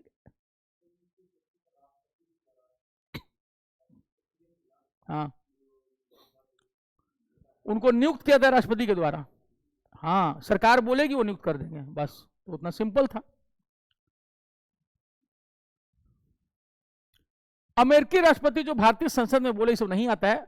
डीडी आइजनहावर थे, सबसे पहले आए थे भारतीय अमेरिकी राष्ट्रपति। जो सबसे पहले भारत आए थे उनका नाम क्या था, आइजनहावर। यही जो थे जिस समय परमाणु बम पटकाया था ना, फैट बॉय, लिटिल बॉय और फैट मैन, तो आइजनहावर ही थे वहां पर, जहां ओपेनहीमर ने उनसे कहा था कि हम बम बना सकते हैं। पहले वो हिटलर के पास गया था कि हम ऐसा बम बना दे, हिटलर भाग यहां से, बम पागल गया, ऐसा बम होता है। नाराज हो गया और चुपके से चाणक्य ऐसा कहां चला गया, तक्षशिला वापस, लेकिन इस बार चंद्रगुप्त मौर्य को लेके ये पहुंच गया अमेरिका। अमेरिका की एक सबसे अच्छी खासियत क्या है, 5 साल का बच्चा भी कुछ बोलेगा ना, तो एक अमेरिकी उसको ध्यान से सुनता है। हम लोग की तरह है, हट यहां से, हट। और जब वहां पर जब वो बोला तो अमेरिका ने कहा कि क्या क्या चाहिए, लेबोरेटरी चाहिए, ये चाहिए, टाइम थोड़ा सा दे दीजिए, ठीक करो। 4 साल तक लगा रहा, 1941 से 1945 2 बम बना पाया। एक का नाम रखा गया फैट मैन और एक का नाम रखा गया लिटिल बॉय। लिटिल बॉय मारे नागासाकी पर, ठीक है, हिरोशिमा पर गया 6 अगस्त 1945। अंधकार छा गया, धरती पर गड्ढा हो गया, सूरज लुप्त हो गया, लोगों को सुनना बंद हो गया। कुछ की आंखें खुली तो इस दुनिया से उस दुनिया में जा चुके थे। पता नहीं चला कि हुआ क्या, हुआ क्या, हम लोग कहां हैं भाई। हम लोग हिरोशिमा, हीरो उधर, सीमा उधर। तब दुनिया को समझ में आया, तब हिटलर को समझ में आया कि साला ससुरा झूठ नहीं बोला था, वो बहुत सही बोला था। दूसरा गिरा 3 दिन के बाद नागासाकी पर, धूम। अब अमेरिका ने कहा, ऐ जापानियों, क्या मैं तीसरा बम गिरा दूंगा टोक्यो पर, जो कि था ही नहीं। ट्रेलर देख के ही फिल्म सुपरहिट हो गई। समझ गए? जापान, हिटलर, ठग, ऐ गर्लफ्रेंड इधर आओ, शादी करो। अब फिर गोली मार लिया, शादी करके मरा। शादी उसी दिन किया, मरने से एक दिन पहले। और इसे तो किया, इसलिए किया कि मैं कुंवारा नहीं मरना। और उसके बाद दूसरा उधर क्या हुआ, इटली वाला कौन था? मुसोलिनी, मुसोलिनी, हम लोग कह रहे थे उसका नाम था मूस, तब मुसोलिनी। मुसोलिनी भागा, इटली में भीड़ ने पकड़कर उसकी पीट पीट कर हत्या कर दी। एक बम का प्रभाव ऐसा रहा, इन लोगों को पता होता कि तीसरा बम नहीं है, तो अभी सब थोड़ा देर और लड़ रहे होते। हिम्मतें टूट गई हस्र देखकर। भारत आने वाले पहले अमेरिकी राष्ट्रपति कौन थे? Eisenhower, 1959। Jimmy Carter 1978, Bill Clinton 2000, Barack Obama 2010। जो नहीं आ पाए भारत, जो भारत आए लेकिन संसद नहीं पहुंचे, रिचर्ड निक्सन भारत आए थे लेकिन उनको संसद में बोलने का मौका नहीं मिला। जॉर्ज वाकर बुश 2006 में भारत आए थे लेकिन उनको संसद में बोलने का मौका मिला। इतने लोगों को मिला, ठीक है। नहीं, परंपरा रहती तो ये दोनों नहीं बोलते हैं। हाँ, तो मौका मिल गया कि आइए, मतलब जैसे नहीं हुआ कि आइए। अब मान लीजिए कि हम ही को बिहार पुलिस अकादमी राजगीर में बुलाए, आइए सर चीफ गेस्ट बन के आइए, हम गए। हाँ, अरे मैं हमारा बोलने वाला टाइम कब आएगा? आपको बोले थोड़ी बुलाएगा था, बैठे चुपचाप, ठीक है। तो मैं गया, तो सुबह गया,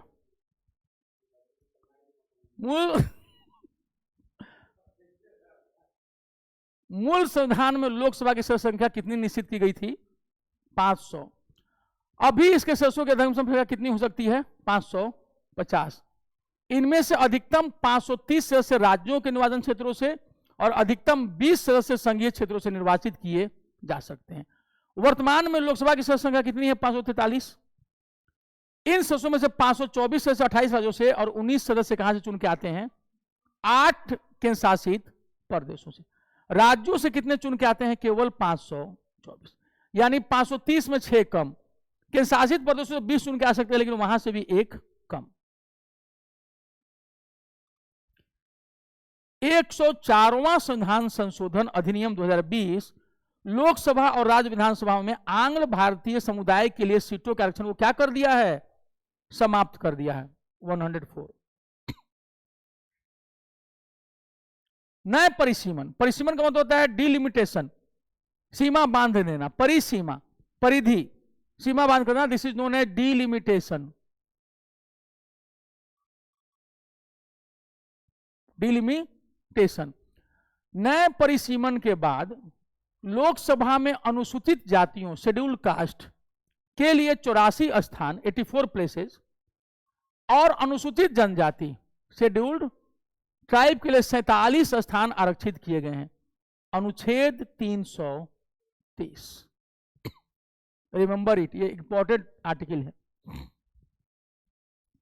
2001 में संसद द्वारा पारित 84वें संविधान संशोधन विधेयक के अनुसार लोकसभा और विधानसभाओं की सीटों की संख्या 2026 तक यथावत रखने का प्रावधान किया गया है, लेकिन इस बार बढ़ाया जाएगा। अभी कोरोना के कारण रुका हुआ है, कोरोना के कारण थोड़ा लेट हो गया, वरना कोशिश है कि 2026 से पहले परिसीमन कर दिया जाए और सीटों की संख्या बढ़ा दी जाए, ताकि महिलाओं को जो 1/3 आरक्षण दिया गया है उसको कंपनसेट किया जा सके बढ़ी हुई सीटों से।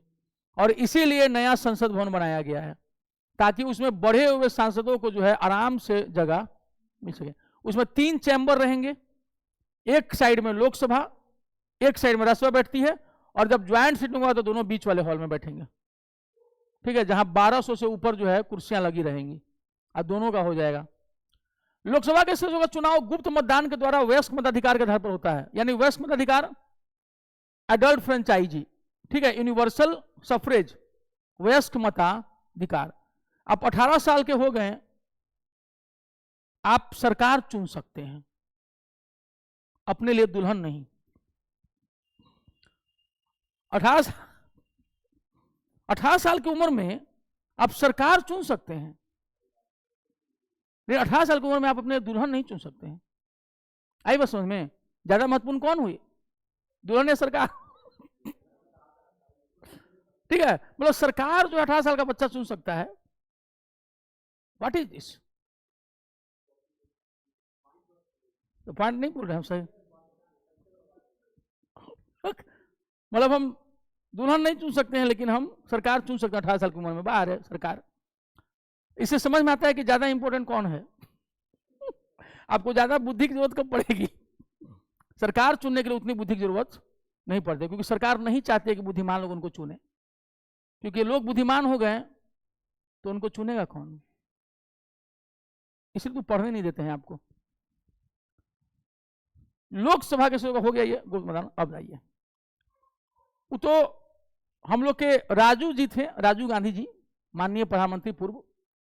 61वां संविधान संशोधन 1989 के अनुसार भारत में अब 18 वर्ष की आयु प्राप्त व्यक्ति को वयस्क माना गया है, इनको एडल्ट माना गया है। 18 साल के आप हो गए, आपका टीन एज जो है वो क्या हो गया, खत्म। Now you have become an adult. ठीक है, 18 साल। जब सबसे पहले जब आदमी 18 वाला संध्या क्रॉस करता है ना, और जब मूछ का जब पोम ही आना शुरू होता है, तो हल्का हल्का जो मुछवा आता है लड़का सबको, तो वो क्या करेगा ना, धीरे धीरे डरते हुए पहले ना कैंची से काट के थोड़ा सा ज्यादा मोटा हो जाए, बढ़ जाए, अपने आप को पूरा दिखाएगा कि हम बड़े हो गए हैं। उसमें वो जल्दी जल्दी बड़ा बनना चाहता है, और थोड़ा सा और बिगड़ गया तो 2-4 को सुट्टो मार लेता है वो। क्यों? देह में जान नहीं है, लेकिन हम बहुत बड़ा है उम्र में, हम बहुत हम एजेड हो गए हैं। ठीक। और जब वो 25 से जब वो 30 पहुंचता है ना, तो जो 30 वाला लाइन नहीं होता, 29 से पहुंचता है ना, तो 2 जो रहता है, 2 वो जवानी का सूचक होता है। और जैसे उसमें 3 जुड़ता है ना पहल का जगह पर, 3 जीरो होता है, अब आप स्थापित बुढ़े हो जाते हैं। उस समय सब लोग जो है अपना मुछुआ पहचानने की कोशिश करते हैं, हे भगवान, ये प्रभु, ये क्या हुआ? तो शुरुआत में वो वही आदमी, वही बचवा अपना मुंह जो है वो दिखाना चाहता है, और वो अपना मुंह छुपाना चाहता है। आ गई तो 30, और ये किसी के लिए रुका हुआ, एक दिन आपको 30 का होना ही पड़ेगा, और उस समय आपका जो लालिमा युक्त चेहरा है वो होना शुरू हो जाएगा, और आप सबकी खूबसूरती जो है वो क्या हो जाएगी, ढल जाएगी।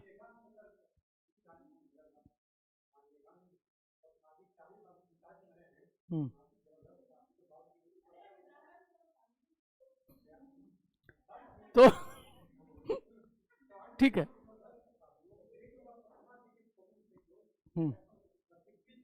अब उधर अट्रैक्ट मत हो जाइएगा। ठीक है, तो 18 अब इधर उनके तब नहीं अट्रैक्ट हुआ, कोई देख लीजिएगा ढंग का, मतलब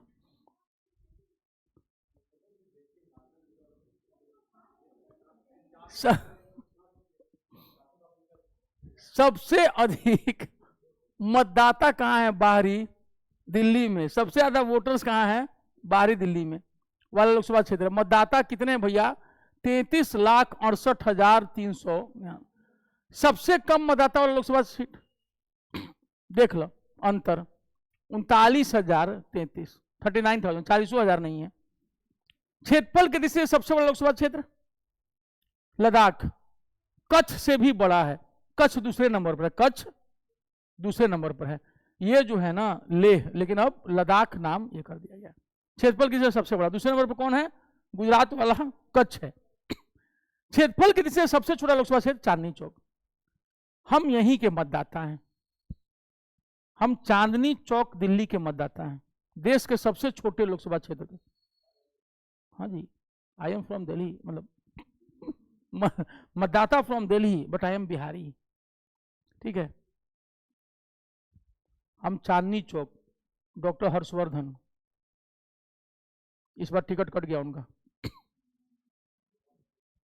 हो गया कोई क्या? हाँ, मैदान नहीं छोड़े, उनका टिकट काट दिया गया। कितना दिन तक ये करते, बूढ़े हो गए हैं, आज से थे। हमको लगता है कि 8-9 बार चुनाव जीत मैंने लड़े होंगे, जीते होंगे उसमें कई बार, ज्यादातर बात जीत ही जाते थे वो। लोकसभा में अनुसूचित जातियों तथा अनुसूचित जनजातियों के लिए राज्यवार जनसंख्या के अनुपात में आरक्षण का प्रावधान किया गया है। यानी कि जहां शेड्यूल्ड ट्राइब की जनसंख्या ज्यादा रहेगी वहां पर उनको अनुपात उनका ज्यादा रहेगा। जैसे बिहार में एक भी सीट शेड्यूल्ड ट्राइब के लिए आरक्षित नहीं है, लेकिन शेड्यूल्ड कास्ट के लिए सीटें आरक्षित हैं। ठीक। लोकसभा में अनुसूचित जातियों तथा अनुसूचित जनजातियों के लिए राज्यवार जनसंख्या के अनुपात में आरक्षण का प्रावधान है। अनुसूचित जातियों के लिए 330 और अनुसूचित जनजातियों के लिए 332। वहीं एंग्लो इंडियन के लिए 331 था, जिसको क्या कर दिया गया है, समाप्त। यह प्रावधान प्रारंभ में 10वीं वर्ष से किया गया था, लेकिन अब तब से लेकर अब तक इसको जो है अनुच्छेद 334 हर 10 साल पर क्या कर दिया जा रहा है, बढ़ा दिया जा रहा है। इस बार का 104वां संविधान संशोधन जो है वो अनुसूचित जातियों और अनुसूचित जनजातियों के आरक्षण को 2030 तक के लिए बढ़ा दिया गया है, और 2029 आते आते इसको फिर 2040 तक के लिए बढ़ा दिया जाएगा। ठीक है। तो इसको क्यों अस्थायी नहीं कर दिया जाता है? क्योंकि डॉक्टर BR अंबेडकर आरक्षण के खिलाफ थे। वो किसी भी प्रकार के आरक्षण के खिलाफ थे, क्योंकि उनका मानना था कि किसी भी प्रकार का रिजर्वेशन आपके किलिंग इंस्टिंक्ट को क्या करता है, समाप्त कर देता है। क्योंकि आपको आइडिया हो जाता है कि हमारा क्या, हमको तो रिजर्वेशन मिला हुआ है, हम थोड़ा सा ये भी थोड़ा सा ढीला भी पड़ जाएंगे तो क्या हो जाएगा, चलो अब की अटेम्प्ट नहीं दूसरका में, अरे चलो दूसरका नहीं तीसरका में। लेकिन जिसके पास अटेम्प्ट नहीं होता है वो पानी में आग लगा देता है, क्योंकि वो अपनी पूरी क्षमता का प्रयोग करता है। अगर वो सिलेक्शन नहीं भी लेता है तो इस लायक जरूर बन जाता है कि वो कुछ ना कुछ करके कमा खा लेता है। तो अक्सर लोग कहते हैं कि आरक्षण जो है मिल गया तो खुश हो जाते हैं, अरे हमको बाप रे क्या चीज मिल गया, आरक्षण मिल गया। वो भूल जाते हैं कि जनसंख्या 142 करोड़ है और सरकारी नौकरियां केवल 3 करोड़। इसको याद रखिएगा। तो आरक्षण के नाम पर आपसे वोट तो ले लिया जाता है, लेकिन याद रखना जिसको आरक्षण नहीं मिला रहता है ना, वो आग लगा देता है पानी में, क्योंकि वो अपना बेस्ट देता है और इस चक्कर में वो बेस्ट बन जाता है। और यही कहना कि जब वो मैदान में उतरता है तो उसके सामने कोई दूसरा टिकता नहीं है। इसलिए हम हमेशा सबको बोलते हैं कि आप रिजर्व कैटेगरी में हो या नहीं हो, अपना बेस्ट देने से पीछे मत चूकिएगा, वरना कई बार आरक्षण होने के बावजूद आपको नौकरी नहीं लगती है, उसके बाद आप कहीं के भी रह नहीं जाते। और कुछ लोग उसी वजह से हो जाते हैं कि नौकरी मिले ना मिले कोई फर्क नहीं पड़ता, क्योंकि वो अपने भविष्य को अपने हाथ से खुद ही लिख लेते हैं। ये अगला है, लोकसभा की सदस्यता के लिए अनिवार्य योग्यताएं निम्न है। वो भारत का नागरिक हो, उसकी आयु 25 साल हो या उससे अधिक हो, भारत सरकार अथवा किसी राज्य सरकार के अंतर्गत वह किसी ऑफिस और प्रॉफिट में न हो, ठीक है, लाभ के पद पर न हो, वह पागल और दिवालिया न हो। पागल यानी मानसिक दिव्यांग न हो, मेंटली साउंड हो। दिवालिया क्या हुआ? दिवालिया का मतलब होता है जो दिवालिया हो गया, इसमें पैसा कौड़ी कुछ नहीं है। हम बचपन में बहुत परेशान हो जाते थे, इसका मतलब क्या गरीब आदमी चुनाव नहीं लड़ सकता है? क्या लोकसभा के सांसद नहीं हो सकता दिवालिया आदमी? हम टीचर से बोलते थे, सर व्हाट इज दिस, यार हम तो गरीब आदमी नहीं लड़ेगा। फिर हमको समझना पड़ा अपने से, बैंक से लोन लिया, चुकाने की स्थिति में नहीं है, दिवालिया हो गए, तो अब आप चुनाव लड़, क्योंकि आप बैंक का पैसा खत्म कर गए, इसलिए आप चुनाव नहीं लड़ पाइएगा। समझ गया? उत्तराधिकार में भी है, अगर पिता ने लोन लिया तो बेटा को चुकाना पड़ेगा, लेकिन तब यह साबित करना पड़ेगा कि क्या उस लोन का फायदा बेटे ने उठाया था। जैसे विजय माल्या ने जो लोन का पैसा उठाया था उसमें 300 करोड़ अपना 3 बच्चों को ट्रांसफर कर दिया था। सुप्रीम कोर्ट ने सूद के साथ वो 300 करोड़ रुपए विजय माल्या के बच्चों को लौटाने के आदेश दिए हैं, क्योंकि वहां साबित हुआ कि विजय माल्या ने वो पैसा अपने 3 बच्चों को भेजा है। ठीक, लेकिन अगर पिता ने पैसा लिया और उत्तराधिकार के अनुसार वो पुत्र पर आया, और अगर ये साबित हो गया कि पुत्र को उसका कोई ये नहीं हुआ था और पुत्र देने की स्थिति में नहीं है, तो कोई भी बैंक बाध्य नहीं कर सकता। सपोज आपने एजुकेशन लोन लिया हो बैंक से और लोन बढ़ के 10 लाख रुपया 12 लाख रुपया हो गया, लेकिन आपको नौकरी नहीं लगी जिसके लिए आपने लोन लिया था। सुप्रीम कोर्ट का स्ट्रिक्ट गाइडलाइन है कि बैंक उस स्टूडेंट को धमका नहीं सकती है और जबरन उससे वसूली नहीं कर सकती। अगर वो जॉब में है तभी बैंक उससे वसूल सकता है। आप जबरन एजुकेशन लोन किसी स्टूडेंट से छीन नहीं सकते हैं जब तक कि कोई कोलेट्रल, उसके लिए कोई मोर्गेज ना रखा हुआ हो। अगर मोर्गेज हो तो आप ले लीजिए जा करके, और नहीं तो बैंक आपका कुछ नहीं, एफआईआर तक बैंक आप पर नहीं कर सकती है, इसको याद रखना। ठीक है, सुप्रीम कोर्ट का स्ट्रिक्ट रूल है कि एजुकेशनल लोन आप तभी चुकाएंगे जब आपको नौकरी लग जाएगी। ठीक, मान लो बीएड करने के लिए एजुकेशन लोन लिया और आप सरकारी टीचर नहीं बने तो आप कहां से लोन देंगे, जान दे करके। ठीक, तो ऐसी स्थिति में आप लोन के लिए बाध्य नहीं, वो पैसा गया बीएड की डिग्री में। ठीक है, हाँ अब नहीं देता है क्योंकि, हाँ ठीक है। और वह दिवालिया ना हो, इसका मतलब क्या होता है, दिवालिया का मतलब यहां पर होता है बैंक करप्ट ना हो। ठीक है, बैंक करप्ट।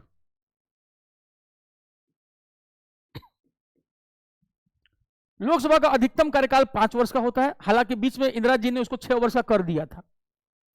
मंत्रिपरिषद लोकसभा के प्रति सामूहिक रूप से उत्तरदायी होती है। अगर एक भी मंत्री के खिलाफ अगर कोई प्रस्ताव पारित हो गया लोकसभा में तो समझिए सरकार क्या हो जाएगी, गिर जाएगी। ठीक है, तो राज्यसभा के प्रति उत्तरदायी नहीं होते हैं, किसके प्रति उत्तरदायी होते हैं सब, लोकसभा के प्रति। कहां दिया हुआ है ये 75 का 3। लोकसभा में सदस्यों की संख्या देख लीजिए पहले, उत्तर प्रदेश में सबसे ज्यादा, महाराष्ट्र में 48, पश्चिम बंगाल में 42। देखो ऐसे हम लोग राज्यसभा में बराबर हैं, और तमिलनाडु हम लोग से राज्यसभा में ज्यादा है, लेकिन लोकसभा में वो कौन सा राज्य है जिसके राज्यसभा सदस्यों की संख्या तो बिहार से ज्यादा है लेकिन लोकसभा सदस्यों की संख्या बिहार से कम है? अपुन का अन्ना, तमिलनाडु। समझ आ गया? राज्यसभा सांसद तमिलनाडु में हमसे ज्यादा हैं और लोकसभा सांसद हमसे कम है। ये भी वो यूनिक चीज है? ऐसा हो गया, जनसंख्या अप डाउन होते रहता है, राज्यसभा में कोटा मिला हुआ था उसको। तमिलनाडु 39, मध्य प्रदेश 29, कर्नाटक 28, गुजरात 26, राजस्थान और आंध्र प्रदेश में बराबर है, और राज्यसभा में राजस्थान और उड़ीसा में है ना, आंध्र प्रदेश में 11 है। ठीक, उड़ीसा में देखिए 21 है। तो राज्यसभा में बराबर है लेकिन लोकसभा में कम है उड़ीसा में। केरल में 20, तेलंगाना 17, झारखंड 14, पहले बिहार में 54 था, 40 + 14। तो झारखंड और असम बराबर हैं 14-14, पंजाब 13, छत्तीसगढ़ 11, हरियाणा 10, उत्तराखंड 5, हिमाचल प्रदेश 4, मेघालय 2, अरुणाचल 2, गोवा 2, मणिपुर 2, त्रिपुरा 2। ये सब राज्यसभा वाले एक जो है लोकसभा में 2-2 हो गए हैं। आएगा, नीचे होगा, पहले बतिया लिया जाए प्रधानमंत्री से।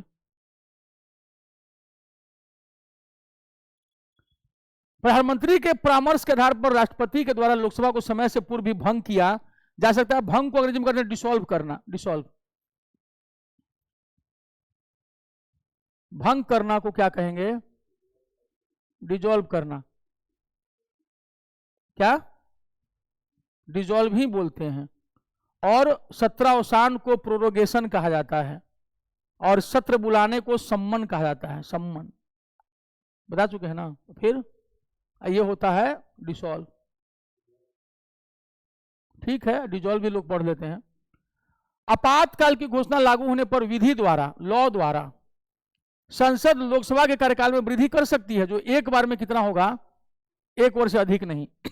आपातकाल की घोषणा समाप्त होने के पश्चात उसका विस्तार किसी भी दशा में 6 महीने से अधिक नहीं होगा, अन्यथा जब तक आपातकाल रहेगा आप 1-1 साल के लिए मजबूरी में बढ़ा सकते हैं। 1976 में लोकसभा कार्यकाल 2 बार 1-1 वर्ष के लिए बढ़ाया गया था, इंदिरा जी ने बढ़ा दिया था, बाद में चुनाव हार भी गई। ठीक है, लोकसभा और राज्यसभा के अधिवेशन राष्ट्रपति के द्वारा ही बुलाए और स्थगित किए जाते हैं। लोकसभा की 2 बैठकों में भी 6 माह से अधिक का अंतराल नहीं होना चाहिए।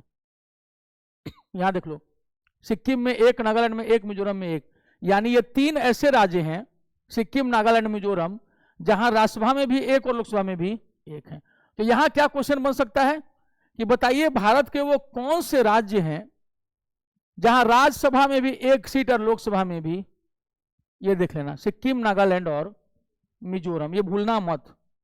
ठीक है, सिक्किम, नागालैंड, मिजोरम ऐसे 3 राज्य हैं जहां लोकसभा में भी 1 सीट और राज्यसभा में भी 1 सीट है।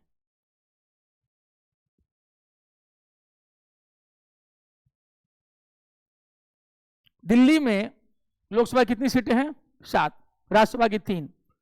जम्मू कश्मीर में लोकसभा की 5, ठीक है। लद्दाख में 1, राज्यसभा में 4 हैं, तो 3 इसमें और 1 इसमें। ये जरूरी नहीं है, अभी तय नहीं हुआ है, परिसीमन के बाद पता चलेगा कि वो एक दिया जाएगा इसको कि 4 कहां रखा जाएगा? जम्मू कश्मीर में। पुडुचेरी में 1, चंडीगढ़ में 1, दादरा नगर हवेली और दमन दीव में 2। अब दोनों को 1 कर दिया गया है, इसलिए एक जगह लिखा हुआ है। अंडमान निकोबार 1।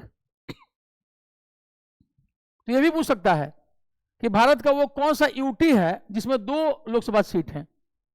दादरा नगर हवेली, दमन और दीव, दोनों को अब 1 कर दिया गया है। जब तक संसद विधि द्वारा अलग से उपबंध न करे, अलग से प्रोविजन न करे, तब तक पार्लियामेंट के प्रत्येक हाउस का सेशन गठित करने के लिए गणपूर्ति सदन के सदस्यों की कुल संख्या का कितना होगा? 10वां भाग अनुच्छेद 100 का 3, यानी आर्टिकल 100 में 10वां भाग वाली बात कही गई है कोरम के लिए, ठीक है। और गणपूर्ति को अंग्रेजी में कहते हैं quorum. This is the spelling of quorum, गणपूर्ति, QUORUM, QUORUM।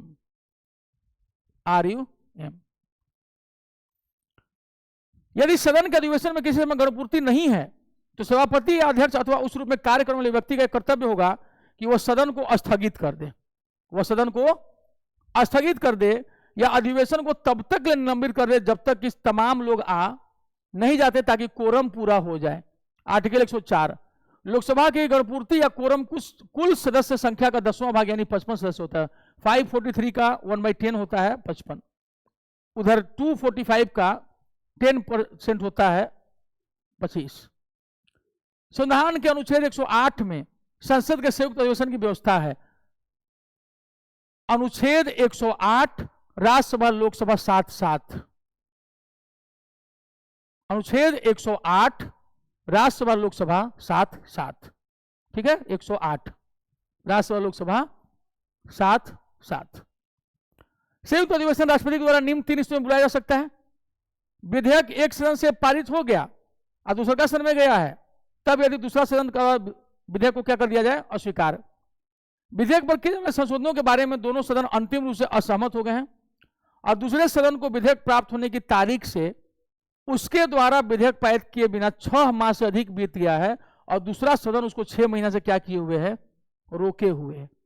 ऐसी स्थिति में लोकसभा में शुरुआत होता है, राज्यसभा उसको अटकाने की कोशिश करती है। तब लोकसभा गुस्से से क्या करती है? सरकार क्या करती है? कहती है कि रुक जाओ, ज्वाइंट सेशन बुलाते हैं। ज्वाइंट सेशन केवल साधारण विधेयक के लिए बुलाया जाएगा, क्योंकि धन विधेयक के लिए जरूरत ही नहीं पड़ती, लोकसभा ऑल पावरफुल है और संविधान संशोधन विधेयक अलग अलग पारित होता है, उसमें लोकसभा चाह करके भी ज्वाइंट सेशन बुला नहीं सकती। तो एक में जरूरत ही नहीं पड़ती और एक में भी जरूरत ही नहीं पड़ती। हाँ, अलग अलग, अपना अपना 2/3, हाँ अलग अलग। और सामान्य जो विधेयक रहेगा, नॉर्मल जो बिल रहेगा, उसमें ज्वाइंट सेशन बुलाया जा सकता है, ठीक है। सदनों की संयुक्त बैठक में अधिवेशित होने के लिए आहूत करने के अपने आस से की राष्ट्रपति की सूचना के पश्चात लोकसभा का विघटन बीच में हो जाने पर भी अनुच्छेद 108(5) के अधीन संयुक्त बैठक हो सकेगी तथा उसमें विधेयक पारित हो सकेगा। यदि लोकसभा का विघटन हो गया और अभी चुनाव नहीं हुआ है, माने अगला नहीं आया है, तो भी अगर अधिवेशन अधिसूचित कर दिया गया है तो वो अधिवेशन होगा, उसका विघटन होने के बीच में भी। समझ रहा है? अनुच्छेद 108 द्वारा निर्धारित संयुक्त बैठक की प्रक्रिया सामान्य विधायन तक ही सीमित है। सामान्य विधायन जो नॉर्मल जो बिल्स हैं, मनी बिल में इसकी जरूरत नहीं पड़ती और संविधान संशोधन विधेयकों में राज्यसभा को उतना ही अधिकार प्राप्त है जितना लोकसभा को।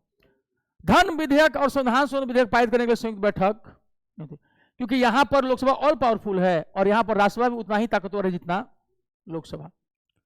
संविधान संशोधन विधेयक दोनों सदनों में अलग अलग पारित होना चाहिए। संविधान संशोधन अनुच्छेद 368(2) द्वारा शासित होता है, ठीक है। राष्ट्रपति, राज्यसभा के सभापति और लोकसभा के अध्यक्ष से परामर्श करने के पश्चात दोनों सदनों की संयुक्त बैठकों से संबंधित और उन्हें परस्पर संचार से संबंधित प्रक्रिया के नियम जो है वो अपना बताता है। संबंधित और परस्पर संचार संबंधी प्रक्रिया के नियम बना सकेगा। तीनों मिलकर बैठ जाएंगे, राष्ट्रपति, सभापति राज्यसभा के और स्पीकर, तीनों मिलकर नियम बना देंगे ताकि परस्पर लड़ाई झगड़ा उनमें आपस में बहसाबाजी नहीं हो। 118 में संयुक्त अधिवेशन, ज्वाइंट सेशन की अध्यक्षता लोकसभा के स्पीकर करते हैं, लोकसभा के अध्यक्ष, राज्यसभा के सभापति नहीं करते हैं। 118 याद रखिएगा, ये एग्जाम में पूछता है, ये पूछता है एग्जाम में। 118 टिक मार देना उसमें।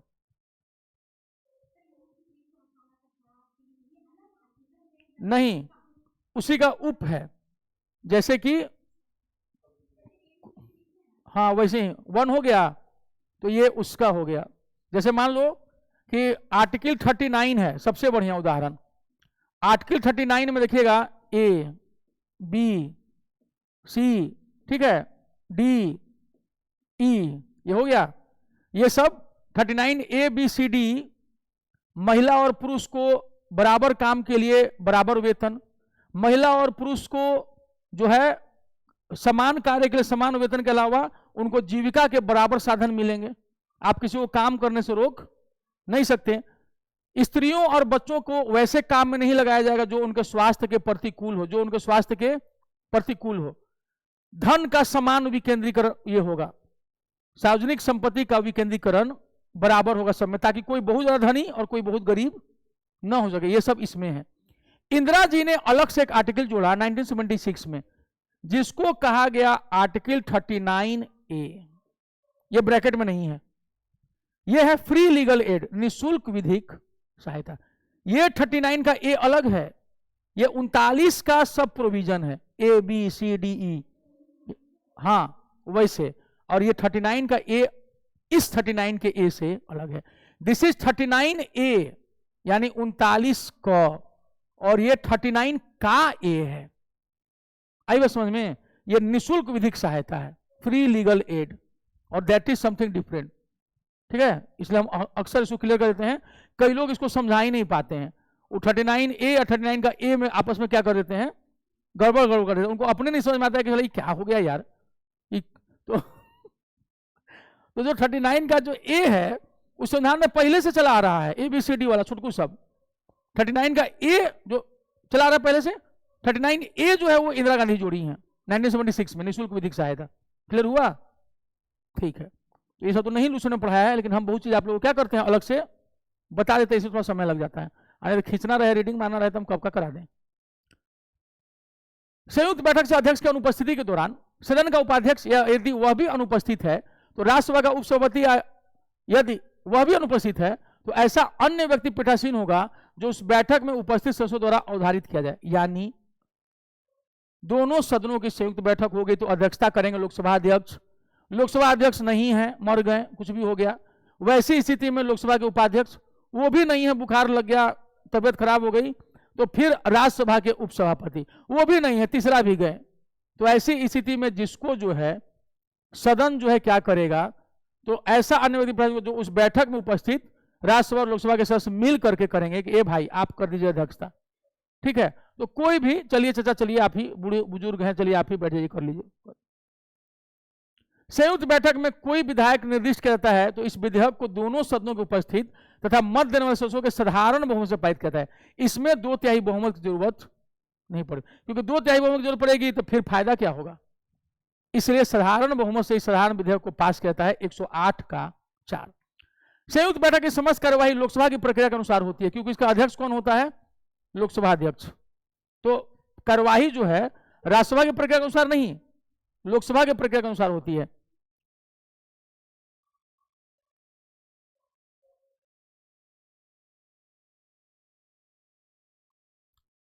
संसद में लंबित विधेयक सदनों के सत्रावसान के कारण व्यवगत या समाप्त नहीं होता है। सत्रावसान कारण नहीं, आवेदन भंग ही हो जाए तो अलग बात है, लेकिन अगर सत्र खत्म हुआ, मान लो कि बजट सत्र खत्म हो गया और आ गया, अब आने वाला है मानसून सत्र, तो संसद में लंबित विधेयक जो है वो समाप्त नहीं होगा, लैप्स नहीं होता। अनुच्छेद 107। राज्यसभा में लंबित विधेयक जिसको लोकसभा ने पारित नहीं किया है, लोकसभा के विघटन और व्यवगत नहीं होता है। मान लीजिए कि राज्यसभा में अभी लंबित है और जिसको लोकसभा ने अभी पारित भी नहीं किया है, तो जो नई लोकसभा आएगी वो देखेगी उसको। आई बात समझ में?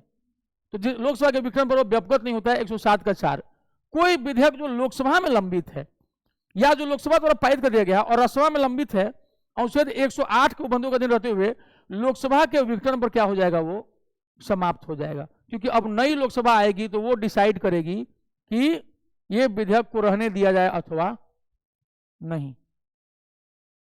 ये सब अब खत्म होने वाला है। लोकसभा में एक दिन में तारांकित प्रश्नों की कम संख्या 20 होते हैं। तारांकित प्रश्न वो होते हैं जो ओरली पूछे जाते हैं, मौखिक पूछे जाते हैं, मौखिक पूछे जाते हैं, ओरल क्वेश्चंस जो मौखिक पूछे जाते हैं, इनकी संख्या मैक्सिमम कितनी हो सकती है, 20। ठीक है, 20। धन विधेयक के संबंध में लोकसभा का निर्णय अंतिम होता है। इस संबंध में संयुक्त अधिवेशन की कोई व्यवस्था नहीं, पहले बता चुके हैं। अविश्वास प्रस्ताव केवल लोकसभा में ही आता है, राज्यसभा में अविश्वास प्रस्ताव नहीं आता है, क्योंकि लोकसभा में बहुमत प्राप्त दल का ही नेता प्रधानमंत्री होता है और वही सरकार चलाता है। अविश्वास प्रस्ताव प्रस्तुत करने के लिए कम से कम 50 लोकसभा सदस्यों के समर्थन की जरूरत होती है, कम से कम 50। जबकि अविश्वास प्रस्ताव को पारित करने के लिए लोकसभा के सदस्यों की बहुमत की जरूरत होती है 272, कम से कम 272, या मान लो कम भी है तो जितने लोग हैं उसी में कोरम पूरा होना चाहिए बस। यदि अविश्वास प्रस्ताव पारित हो जाता है तो सरकार को क्या देना पड़ता है, इस्तीफा देना पड़ता है। भारत के संविधान में किसी अविश्वास प्रस्ताव का उल्लेख नहीं है। ये लोकसभा के कंडक्ट ऑफ बिजनेस में है, कंडक्ट ऑफ बिजनेस रूल में है। लोकसभा ने अपना जो है एक प्रक्रिया नियम बनाया हुआ है, उसी के सेक्शन 198 के अनुसार अविश्वास प्रस्ताव है। उसी के धारा 198 के अनुसार क्या है, अविश्वास प्रस्ताव। लोकसभा के पदाधिकारी अध्यक्ष और उपाध्यक्ष, संविधान के अनुच्छेद 93 के अनुसार लोकसभा स्वयं ही अपने सदस्यों में से एक अध्यक्ष और एक उपाध्यक्ष चुनेगी। प्रत्येक आम चुनाव के पश्चात जब लोकसभा का पहला आयोजन किया जाता है तो प्रोटेम स्पीकर के द्वारा नए निर्वाचित सदस्यों को शपथ दिलाई जाती है, बता चुके हैं। प्रोटेम स्पीकर उस समय तक कार्य करता है जब तक नए अध्यक्ष और नए उपाध्यक्ष का चयन नहीं कर लिया जाता है।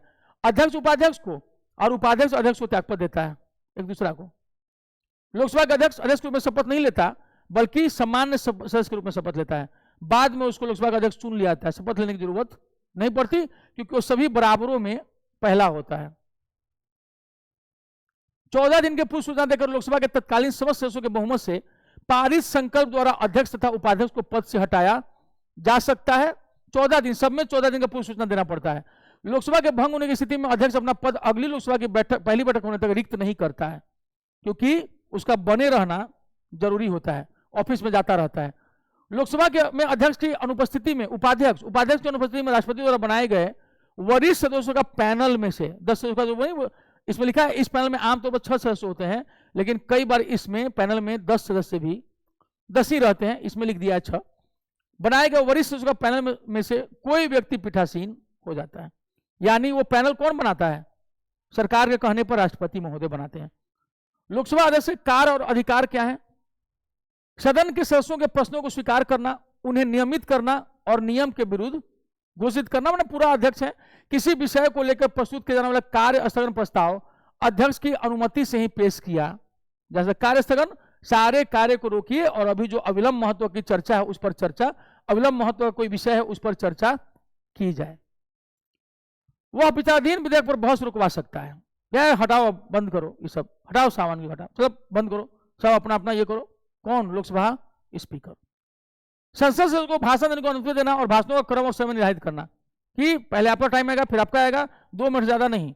और जहां 2 मिनट ज्यादा आए, बैठिए बैठिए, अब टाइम आया, हेलो अब टाइम नहीं है, हट, तब बोलो शुरू था। ठीक है, ये सब काम कौन करता है? लोकसभा स्पीकर।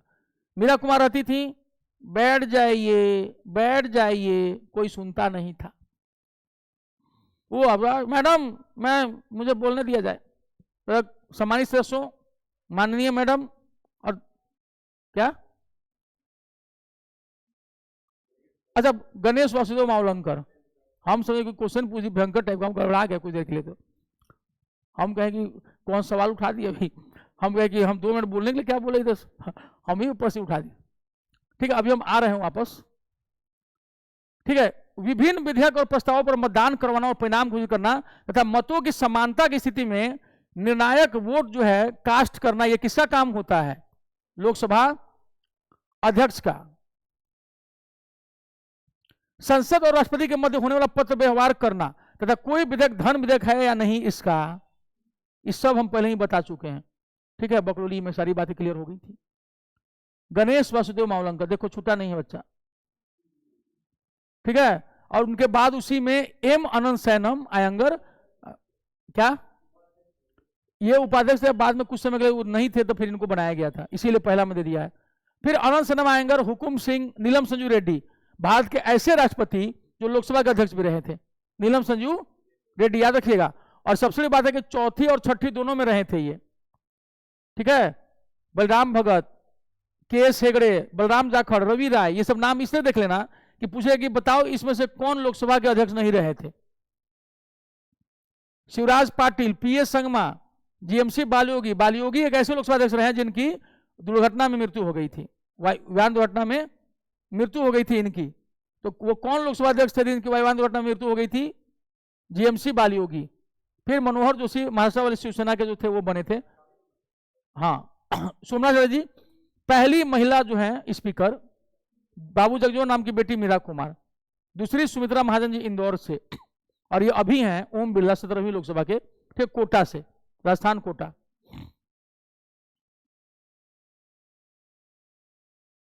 अध्यक्ष द्वारा धन विधेयक के रूप में प्रमाणित विधेयक की प्रकृति के प्रश्न पर न्यायालय में या किसी सदन में या राष्ट्रपति द्वारा विचार नहीं किया जाएगा।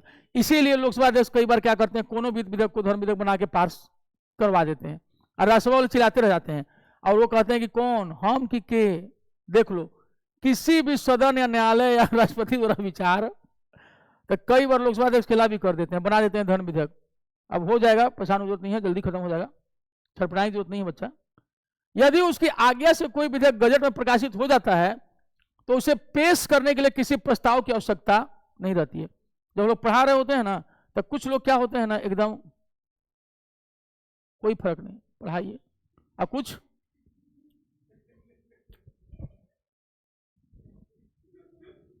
ठीक है, और चेहरा के भाव में आंख जो है वो हमेशा कि कब तक खींचोगे खड़ूस, जल्दी करो। ठीक है, और उस समय और मजा आ रहा होता है, बस बस बस थोड़ा सा, थोड़ा ये हटाइए, रुको रुको, अरे कुछ नहीं होगा, कहना रहे दर्द नहीं होगा, देखो उधर, ये उसी टाइप का कुछ होता है। तो यदि उसकी आज्ञा से कोई विधेयक गजट में प्रकाशित हो जाता है तो उसे पेश करने के लिए किसी प्रस्ताव की आवश्यकता नहीं। अगर यदि उसकी आज्ञा से कोई विधेयक गजट में प्रकाशित हो गया तो फिर उसे पेश करने के लिए किसी प्रस्ताव की आवश्यकता नहीं। ये सब देख लीजिएगा। लोकसभा में विपक्ष के नेता को राजकोष से वेतन प्राप्त होता है और उसे कैबिनेट स्तर के मंत्री के समान समस्त सुविधाएं प्राप्त होती हैं। लोकसभा विपक्ष का नेता अभी कोई नहीं है। कारण क्या है? आपको उसके लिए कम से कम 10% सीट लाना चाहिए। पिछली बार भाजपा ने रहमदिली दिखाते हुए कांग्रेस को 44 सीट पर दे दिया था कि चलिए ठीक है, आपके पास 55 नहीं है, कोई बात नहीं।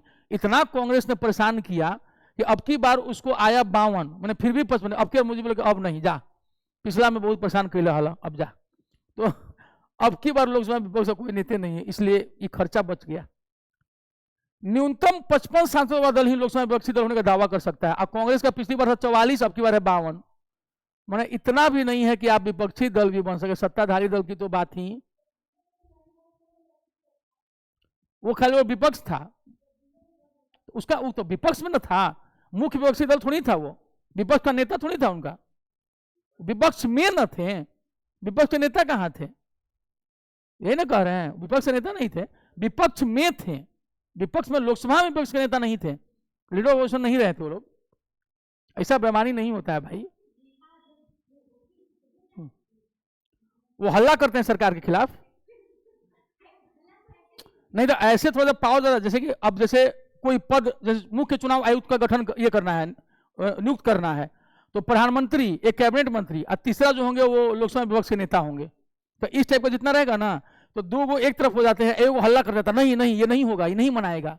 तो मोदी जी कह रहे तुमको हम बनवाए, हम ही से बदमाशी कर रहा है, तो हाँ हम करेंगे। तो रुक तो अगला बार बताते हैं कि 55 सीट लेके आना, तब आना आपकी बार। इसीलिए दूसरा बार में क्या किए, कहे कि मल्लिकार्जुन खड़गे बहुत परेशान किए थे, अब की बार नहीं बनने देंगे, और चुनाव भी हार गए वो लोग, पता नहीं राज्यसभा से आए हैं। प्रथम लोकसभा कार्यकाल 17 अप्रैल 1952 से देखो 4 अप्रैल, यही क्वेश्चन पूछा था इस बार एग्जाम में। 17 अप्रैल संसद का गठन कब हुआ था? अंतिम सत्र की समाप्ति के बाद कितना था 17 अप्रैल, और राज्यसभा का था 3 मई से 3 अप्रैल से लेकर के फिर वो आया था इधर 13 मई से शुरू हुआ था 17 अप्रैल। प्रथम लोकसभा अध्यक्ष जीवी मावलंकर थे और उपाध्यक्ष अनंत सैनम थे। संसद और संसद से संबंधित कुछ विशेष बातें, सभापति अध्यक्ष या उस रूप में कार्य करने वाला व्यक्ति प्रथमतः मत नहीं देगा, मत बराबर होने की दशा में क्या देगा, अपना निर्णायक वोट देगा।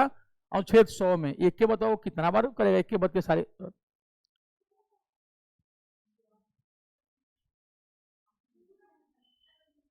बहुत ज्यादा है, अरे बाप रे, हे प्रभु, इसको खत्म करा के रोक देते हैं। क्या है इसमें, यही है ना, नहीं इसमें नहीं, उसमें ना पीछे है, इसमें नहीं रह गया, क्या करें इसको रोक दें? ठीक है रोक देते हैं, इसको रोक देते हैं। अगली क्लास में यहां से जुड़वा देंगे, कहां याद रखना, नया संसद भवन, उसमें न्यायपालिका आ जाएगा। चलिए हैं, इसमें है ना, इसलिए करा देंगे। ठीक है, अगली क्लास में मतलब फिर जिज्ञासा जो है समाप्त हो जाएगी लोगों को नए संदर्भ में जानने की।